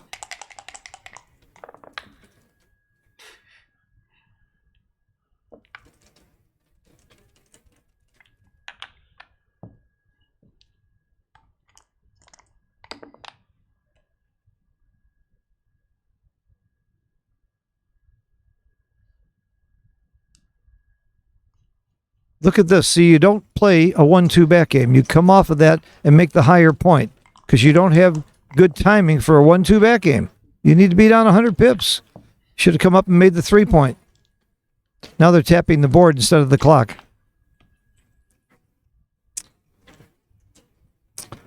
if you're playing in a tournament and there's any kind of problem with the clock or anything else, you call the director. You don't just decide what to do. Okay, I won't harp on the rules. I'm sorry, but I'm always big on the rules. We're still having a great match. Two gentlemen, and they worked out the problems in a fair way. It's just not my way. So really fine players know you have to time this game. You want to leave shots. You want to get hit. You want to play wacko-gammon. You want to get hit. I don't know how much training he has in playing back games and trying to time them. He's probably going to play safe, which is wrong.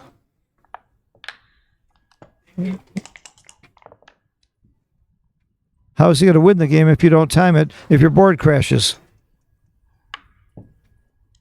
Now, I don't know why Sanders stayed back there. I would have come out because I don't want to get hit and give a chance to get hit back. I threw past that one up. I would have come off the 20. So I threw past that hit up. Oh, yeah. I certainly wouldn't play Sander back games for money, but I did not like that play. Position now. This is right, but good. Oh, danced. Ooh, there could be some. Oh, nice roll. Just hit and make the 4. Wow. Hit and make the 4. Come on. Well, there's that argument for coming up. You hit and make the 4 and come up with one of them. That's it.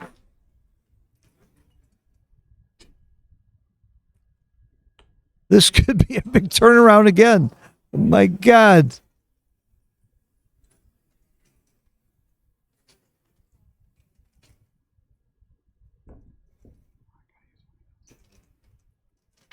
Some players would be tempted to move both checkers up, which would be, oh no, what is he looking at?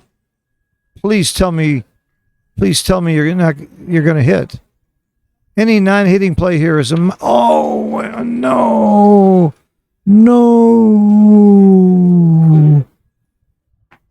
No. Oh no. I hate to see this. Hate to see this kind of blunder. Phew.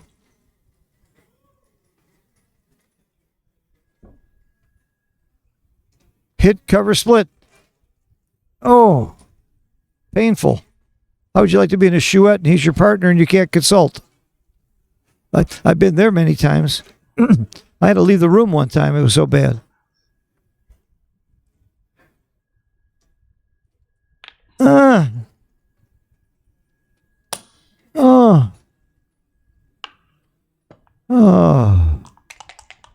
So sorry to see that.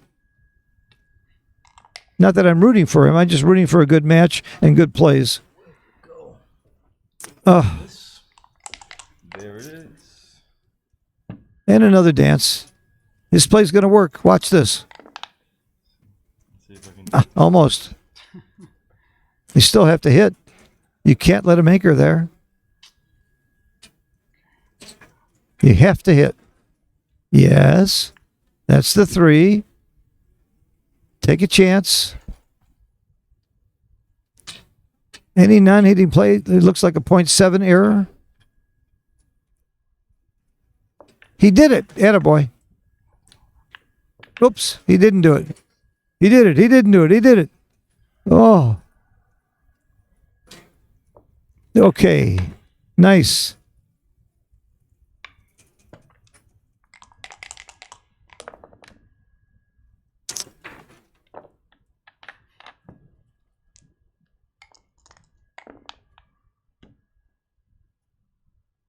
Well, maybe this is part of the reason that Sander doubled this also. Figured he could outplay his opponent.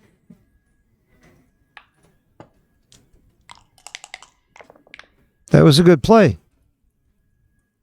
Come out. Certainly. Duping 3s. He rolls a 3. And what else is there? You come in to the 6.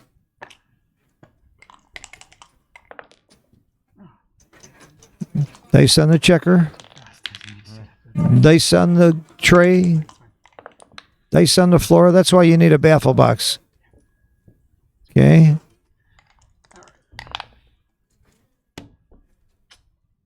Makes the 4 point.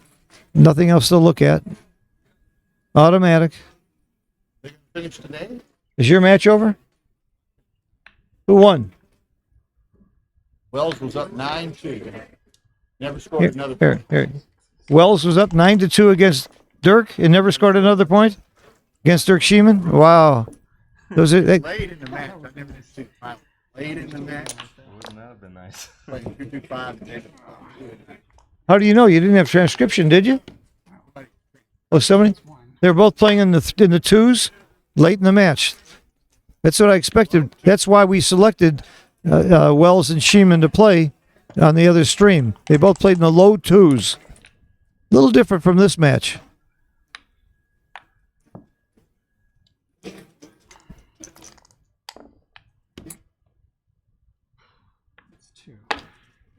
Now, in Sanders' defense, one of the reasons his PR is higher is he's been in some positions he's never seen before. A couple of times when there was no 6 point, his opponent didn't have a 6 point. You don't see that often. But my good friend Mike Svobodny tells me they play a lot of variations.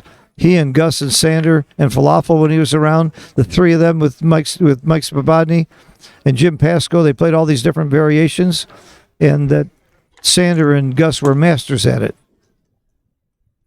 What? I'm taking it. What? A .44 error redouble? Oh my goodness. Oh my goodness. Whew. That was sad. That was a very, very, very bad redouble. I'm here? Yeah. I am here. And it might work. Could win him the match. Sander needs a 4. Maybe. Sander needs a 4. This redouble could really be working. Could be a brilliant redouble. You should keep them spread out, not make the point. Oh, he does make the point. You do make the point. Okay. Don't want to get hit there.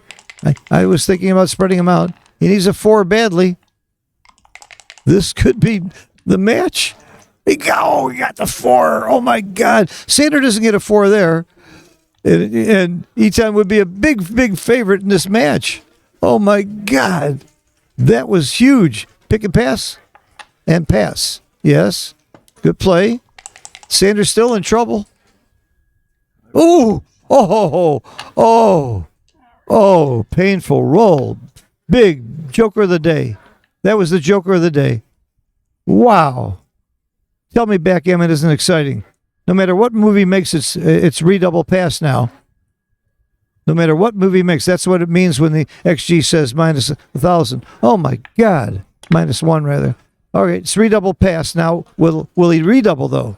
Yes, he does. Quickly redoubles. It's a monster pass. And you know what? We might see a take here, and that might be his best chance to win. Oh, my God. This is so exciting. I've had 2 matches in a row where I'm going to have a heart attack. What is it? That match with Victor Ashkenazi 35, it was like 98. I know. and Peter Jess Thompson, where we had 8 cubes and 16 cubes. And oh, my God. It was so exciting. And here we are again. I said you don't see too many 8 cubes. Here it is. This is a monster pass. And I could see why he might take. 4. 17. Hold your breath, baby. If he does take, I promise you Sander wants him to pass. Sander would not be happy when he takes his cube. Drink, sure. Thanks. Yeah, of course. You got 15% winning chances to win the match. Get him now. It might be the last game. Sander would not be happy, even though he knows it's a monster pass. I'll bet you Sander would love to see him pass. Wow. I would take my time since I'm not using a clock.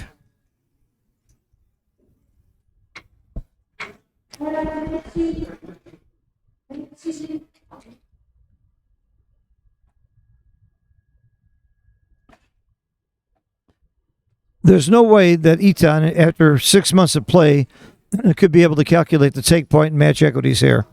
Sander knows him cold, I'm sure. I don't know him cold, but I know the odds of winning this game can't be too big. I'm not sure I would have guessed 15%. I might have guessed 14.5.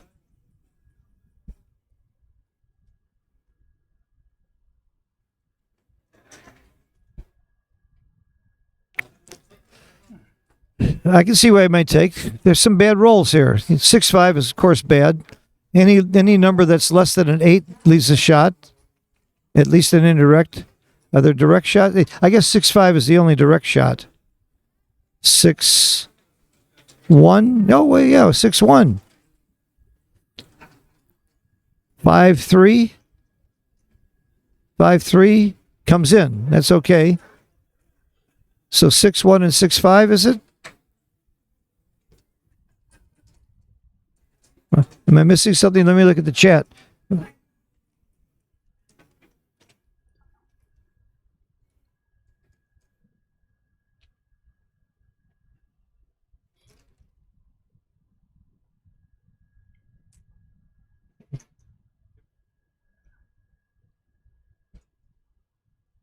This is why there should have been a clock, and this is why the player should not have been allowed to do that. I guess as the commentator, I should have called the director. I did try to. I actually sent Charlie to find Arda, and he couldn't find him. And then he disappeared. Because I think they should have a clock, and I think they should be playing properly. But that's just my never wrong opinion. I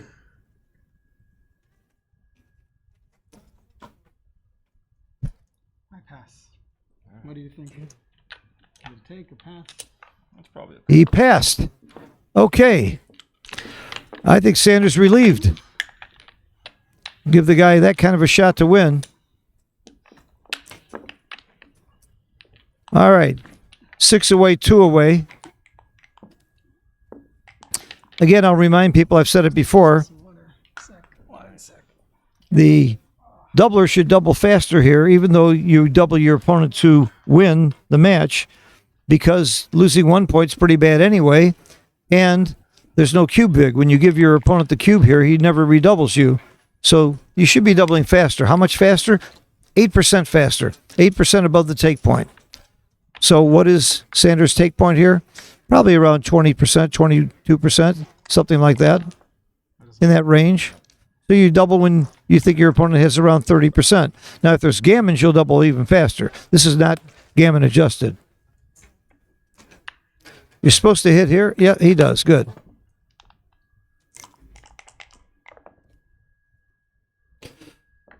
Sander hit a couple of key rolls there. He would have been in big trouble that last game. This match could have easily gone Etan's way.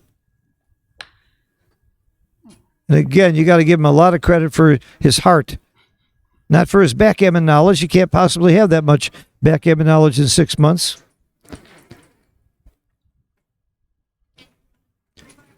But this, I said this the other night when we had a guy who had played for 3 months and almost beat Kazuki, one of the best in the world. Backgammon is, there's some luck in it, and anybody can win. It's really exciting. I didn't think anybody could win a 17-point match against Sander Lylloff.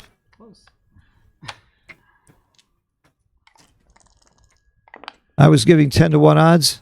Those odds aren't anywhere near that now. 10-1 was probably too much.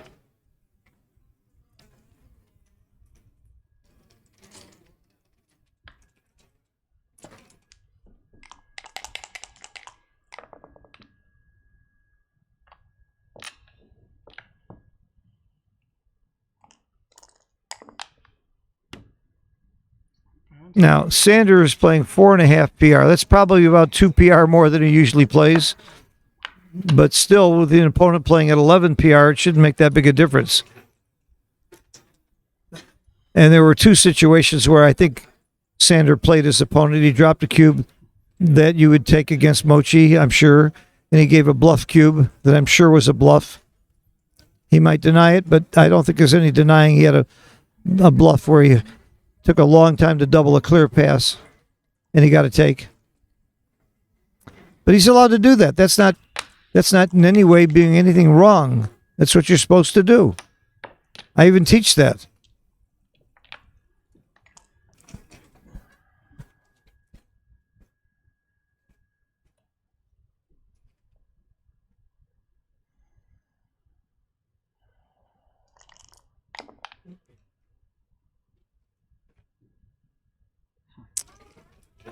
Hit and cover. Hit and cover. Oh, no. No. Don't you see the hit and cover? Oh. Sorry.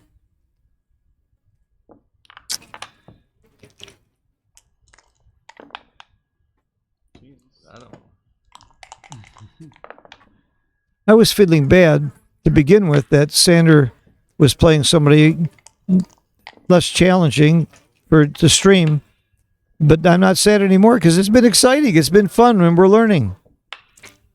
It's interesting.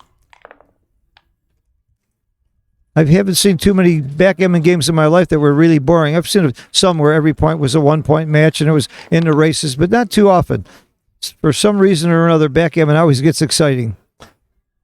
And this match certainly has been. In spite of the blunders, in spite of the difference in PR, it's been a fight. That last game was nip and tuck. Could have gone either way. Love this game. I love this game. Nothing like backgammon. And nothing like backgammon at the World Championships.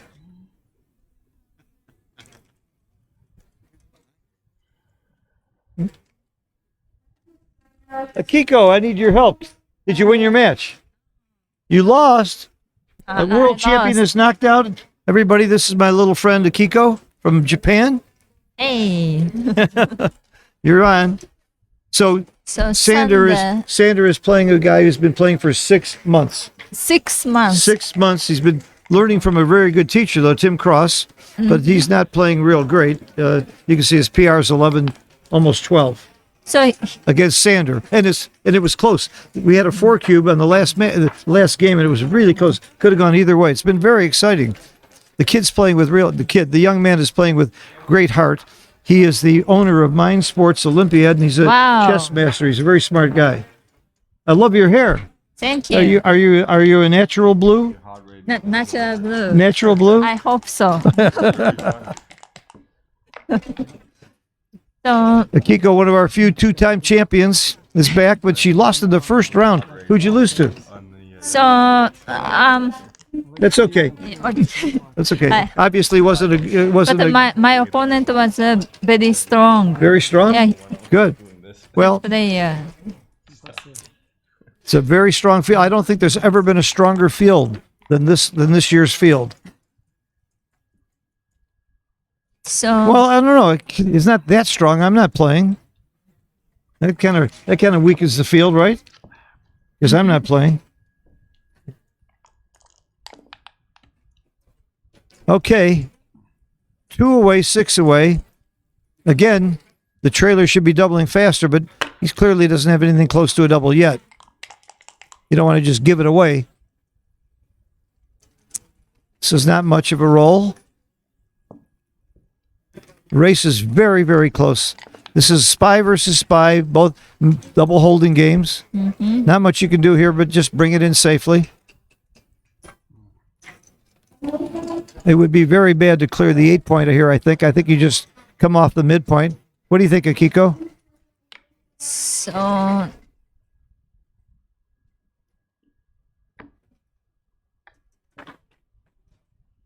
It's close. We can see the XG feed. oh, okay. Yeah, making 3 is important. Yeah, making 3 would have been Yeah. a consideration.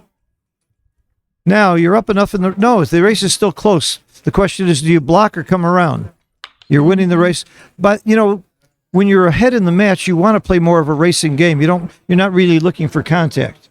You want to just win a race like DMP. Because you don't want gammons either way. You don't need gammons either way. But it is right to block. It is a little bit better to block. This play is right. It's a little easier to bring home. So white has not so many spare checker here. So making 9 is best play. And he's wrong. This is not a great match for Sander playing at 4.36, but some of that I'm sure he was playing his opponent. We got to give him credit for that. So especially opponent is a beginner. He played only 6 months, right? Yeah, 6 months. And I'm sure there's no question that Sander can tell from the plays that he's not playing a champion. And some of the cube action.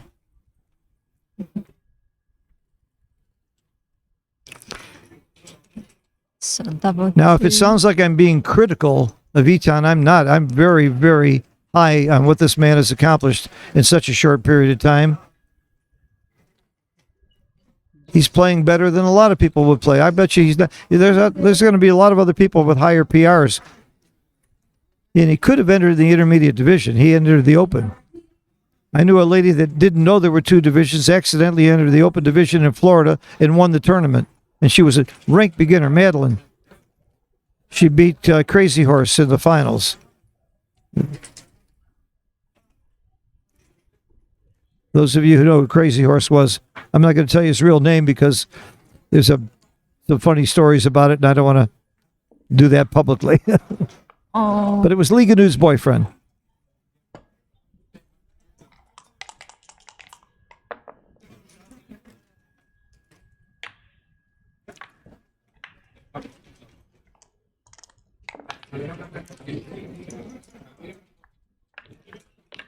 This is really close.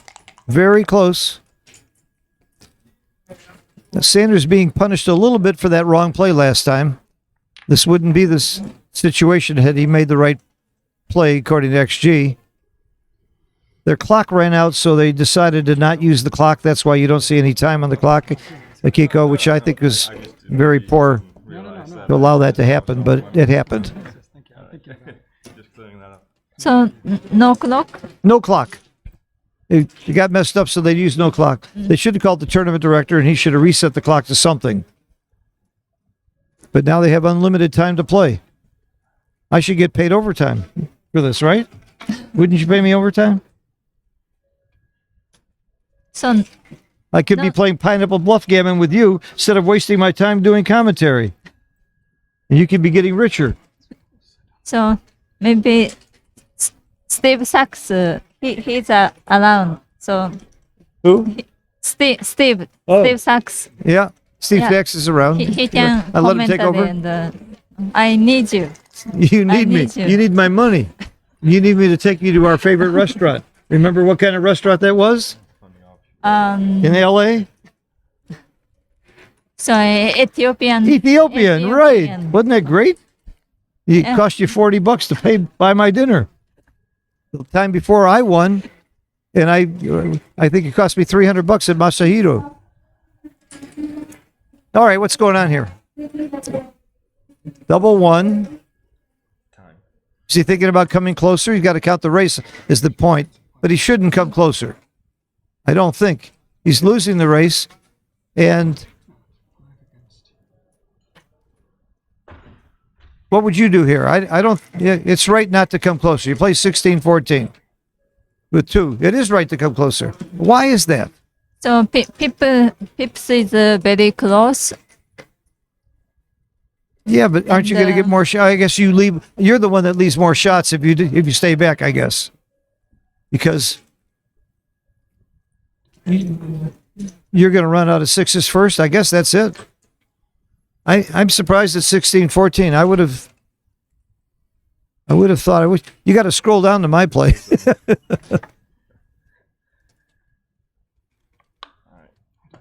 Okay. Mm-hmm. Can never know. That's the point.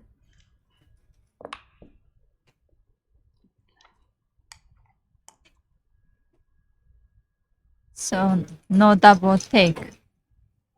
Not even close to a double.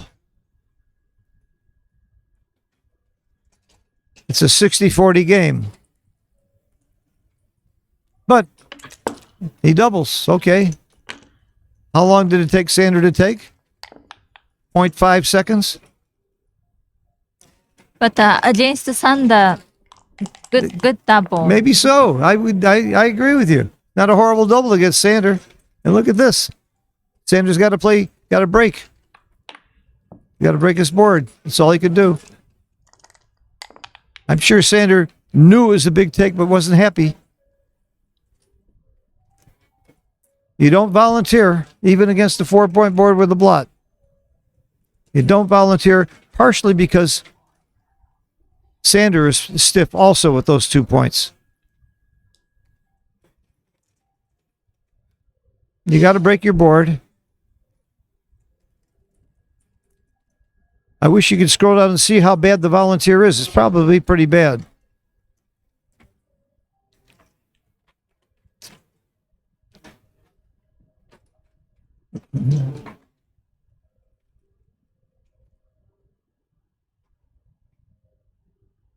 You leave a checker on the 6 point so you don't have to play a 5 next time. That's the logic. I'm gonna have to call time again. All right. That's reasonable. Uh-oh. Bad rolls for Sander. I don't know if that's a good roll or a bad roll. Be able to wait.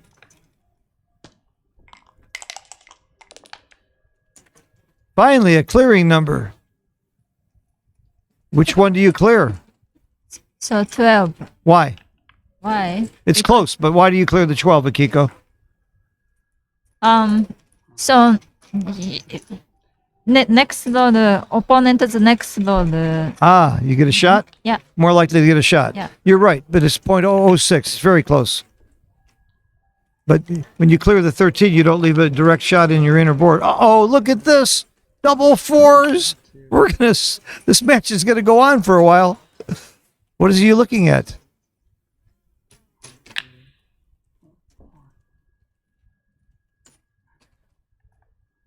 Bring it in. That's right. Next time you can take a checker off with any 5 or higher. What a brilliant double. Wow. We could see this might be the upset of the tournament if he upsets him. It will be the upset. I don't think there'll be a bigger upset possible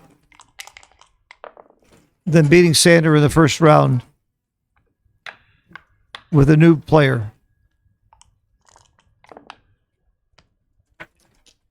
What happens if he wins the tournament? He'll have nothing to look forward to the rest of his life.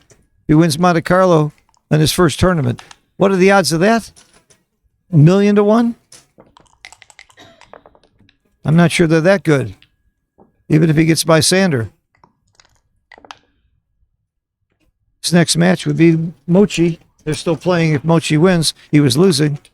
All right, we got quite a game here. 2 away, 4 away. I wonder if he has gotten that lesson. We all know it's like gammon go. You double quickly, if there's any gammons at all. Last night I asked Galen, who'd been playing for 3 months, if he knew the take point at 2-away, 4-away before the game. He said, "What's the take point?" I'm serious. And he almost beat Kazuki. Kazuki's not any good, though, is he? Kazuki played 2 matches under 2 last night. Wow. Under 2, both of them. Nice. You got a lot of competition in Japan. Yeah. Tough country. And too many good players didn't play abroad or over the sea. Today? Still, Oh, in Japan. in Japan? What Too were you saying? many strong players don't play or overseas. Like yet. your husband. Yeah. Your husband's a great player. He doesn't play. And Othello, Ichitaka, whatever. Yeah. Yeah. Who else And that we've never seen? Hideaki's not here for some reason. And Yoshi, he didn't play overseas long time. Right. And, Suzuki isn't here. Suzuki. He's a world champion. Yeah, he didn't play. He didn't play. So in addition to all the great Japanese players, there's a bunch we never see. So the local Japanese tournaments are pretty tough. Yeah. What year was it that you won the Vegas Open? Vegas. Las Vegas. You won Las Vegas. You don't remember that? You won so many tournaments you don't remember? Maybe 2014 and Okay. 15. 2014 or 15? Twice. At the same day that Akiko won the Las Vegas tournament, her husband won the Osaka tournament, didn't he? Yeah. Same day. Same day. Same day. I mean, How many times has that ever happened in the history of backgammon? The husband and wife have both won a major tournament on the same day, separate tournaments. That's really amazing. And people ask about couples that play backgammon. I don't think there's a stronger couple in the world, maybe ever, than you and your husband. If you look at the skill level, I can't think of any other couple. I mean, Mika Lylloff was great. I don't think Rick Barabina was quite as good as your husband, and I don't think Mika's quite as good as you. But they would be close. That's the only other one I could think of that would be at that level. Paul and Mary Franks, I love them, but they're not quite at that level. What's happening? They're taking a break? Okay. Okay. So Okay. Listen, we will never, ever allow a stream match without a clock. Ever. No, it's not. No, it's not. No, I'm saying you're not listening to me. It's not your call, but it's your call to let the tournament director know what's happening because we're watching it.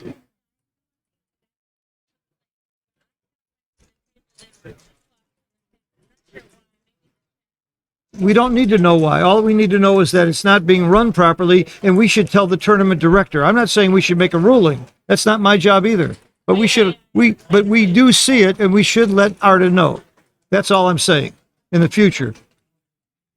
Because this match could go another 17 hours. And it's not fair not to have a clock. You should be under time pressure.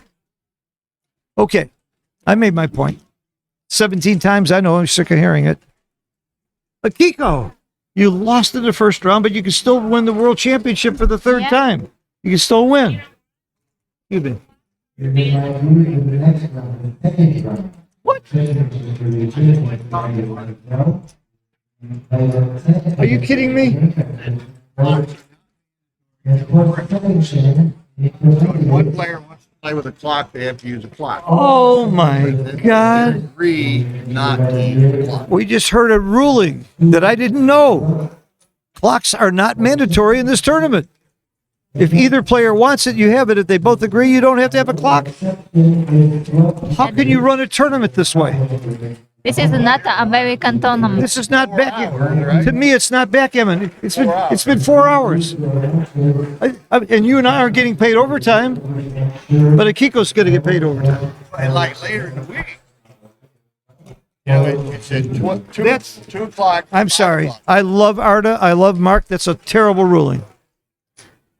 Every major match should have a clock. Because clock management is a part of this game. And how about tournament management? Horrible. Horrible. And everybody should have 2 baffle boxes. I'll sell twice as many that way. And they stopped. I mean, it even further complicates it. They were playing with the clock.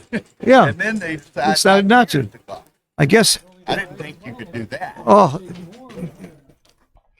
ridiculous. By the way, that really helped Etan. He was the one that was running out of time, not Sander.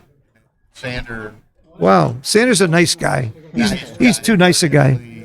And this is, Loses, he might regret it. yeah. No, he won't regret it. He'll never regret being a nice guy. He's too good a guy. He'll regret not drinking beer, though, if he loses. Right. Good luck. He drinks a lot of beer. Have you ever drank while you were playing? Yeah. Yes. Few- At few- my few house. times. Remember the time at my house we had a 36-hour chouette? You and me and Paul Weaver and Carter and Bob Zavarol? You were drinking. Yeah. Yeah. How much did you lose that night? That was your only loss ever I've seen you. So We took you. I don't remember, but Yep. I lost a lot. You lost a lot.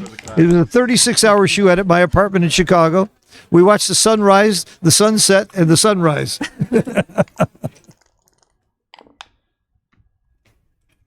So All right. let's play again. It was fun. It was worth losing all that money just to be with me, wasn't it? Why are you laughing? So let's focus. I hate to rush. Six. Okay, we got an exciting match here, 2-way, 4-way, and because Sander was sharp enough to make a high anchor, there's not going to be a double real early like you would normally have at this score, because it's all about the gammons. You don't want to just give him a 2-cube when he needs 2 points to win the match, unless there's some gammon risks. And when you're anchored on the 4-point, you don't get very many gammons. So Etan was going to be a long time before he has a cube here, if he ever has a cube. Now, when should Sander double? People really don't realize this, but you need to know your opponent's take point is about 18.5%. So you should double when your opponent is really close to that. Now, if you're a much better player, you might wait until he has like 16 or 15% and then hope he takes. Or you don't care if he takes or passes. But technically, you should double when he's very close to his take point, where it doesn't hurt you if he takes and recubes. Somebody said, what happened to the clock? The two players decided for whatever reason not to use the clock, and that's legal in this tournament. That's your answer, and that's ridiculous, in my opinion. Clock should be mandatory. Hell, you play a Joe Russell Chouette online, they use a clock.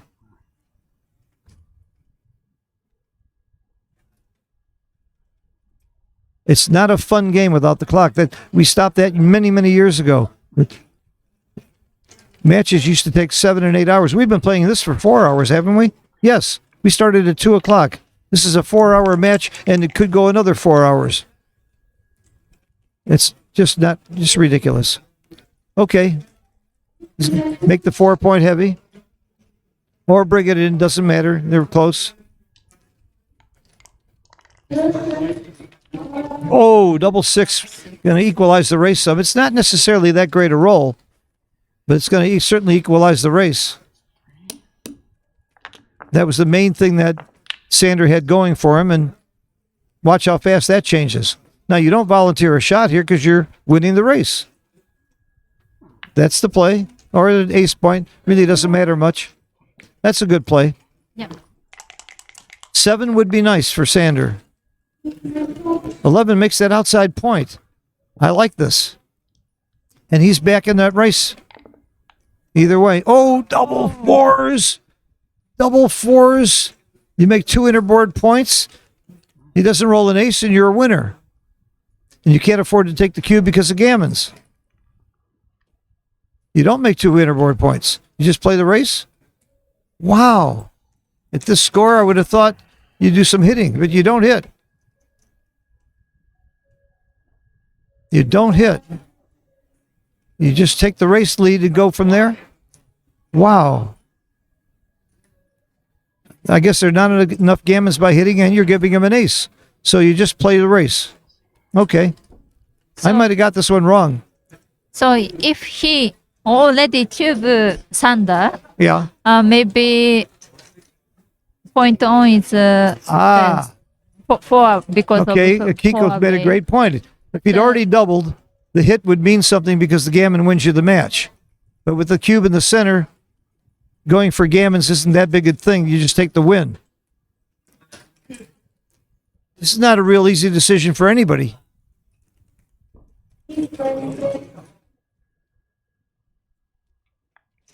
Okay, he's going to go for the blood. You gotta make a play, bro. You know. It's a pretty big blunder that I might have made. If he doesn't roll an ace, you love this position, but you've overshot your market by way too much now. That's the other problem. It's a big double and a big pass, so you overshot the market. That's a thing you don't want to do.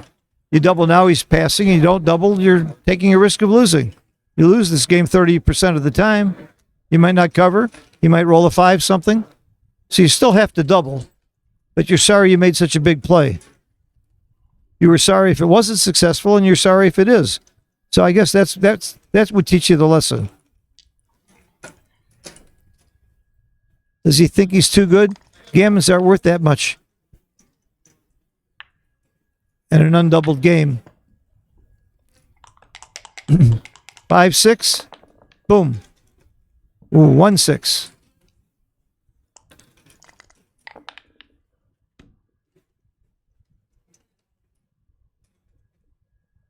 Well, it does do 5s if you come around 18-10.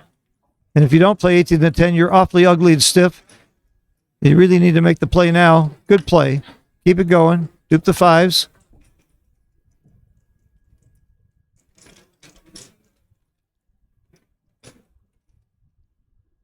I just can't imagine the World Championship match being played without a clock. I'm sorry.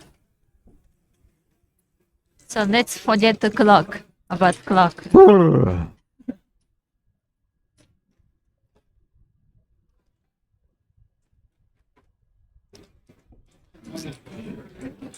So he thought it's too good.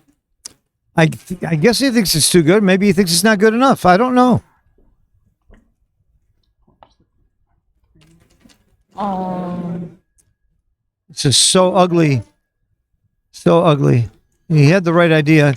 Keep going now. That's it. Attaboy. That's it. Pick up the dice. That's it. You got it.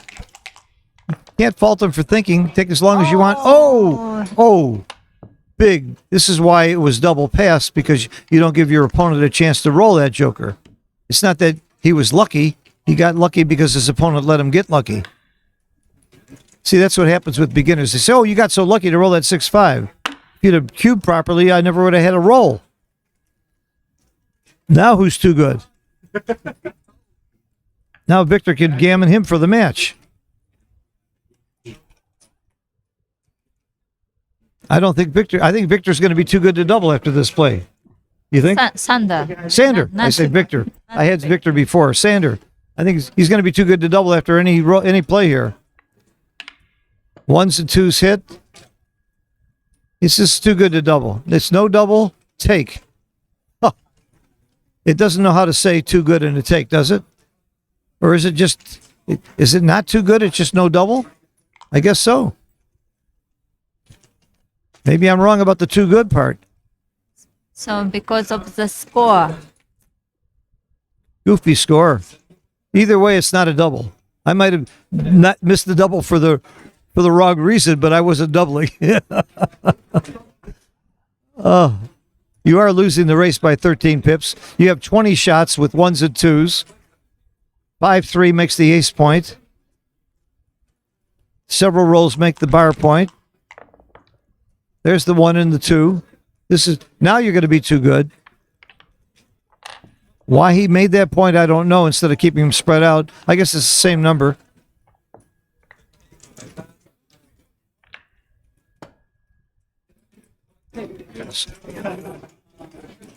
So we know the take point is he's right on the take point. 18.5, I was going to say, is the take point. If he passes, he'd have to win 3 games because of the gammon chance. That's 18.5. He's got 18.8. This is a .004 take. I don't know anybody in the world that would know this is 18.4 and be able to calculate that number. Would you take or pass? So if I am a beginner and against Sander, I take and. Okay, if you, Akiko, were playing Sander right here in this position, do you take or pass? So even after check XG, XG say it's a double take. Tiny but, take. I pass. You would have passed. Okay. You're not making a mistake. By the way, the rollout could make it a pass. We don't know. And you sure can't blame the guy for taking time because there's no clock. He took it. And he's right to take it against Sander. Absolutely right to take it against Sander. 4-2 doesn't do much. What does it do? 4-2 is not a great roll. Computer says 12-6, 12-8, 10-8 is okay. 12, making the 8 point, I would have been leaving that double shots outside. I would be scared.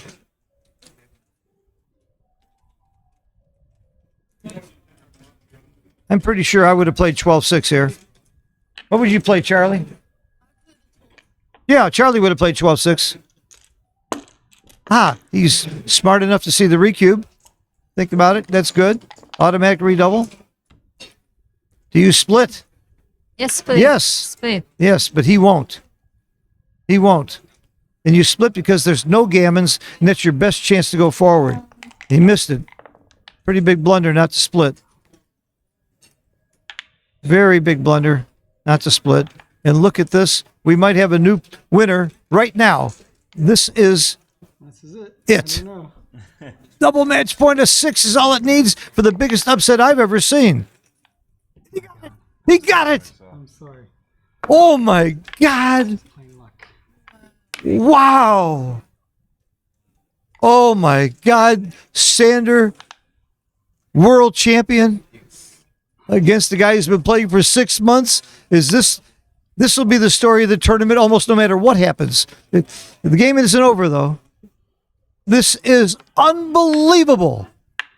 Unbelievable. I gave 10-1 odds on Sander at the beginning of this match. Oh, my God. Oh, my God. Sander's about to go down to a guy who's been playing for 6 months. Tim Cross, you got to be the greatest teacher that ever lived. When can I take lessons from you? I want to sign up. Me too. Oh, my God. What do you mean you too, Charlie? You take lessons from me. Oh, yeah. Oh, my God. It ain't over. I don't think there's ever been a bigger upset in the history of the World Championships. I know there's been some big upsets. I won't name them. I'm sure Liga Nude won't mind when I tell her it was an upset when she beat Joe Dweck, but not like this. Lee was a fine player. Still is a fine player. That's a finals upset. Oh my God. Sander had about the only roll that left a shot, and he got hit. Oh my God. Yes. All right. Let's give it. This guy really deserves his guts. First tournament he's ever played in the World Championship against the world champion, and he wins. I owe it to you. That's backgammon, baby. Wow. Wow. I'm breathless. That was Oh, so what do you think, Kiki?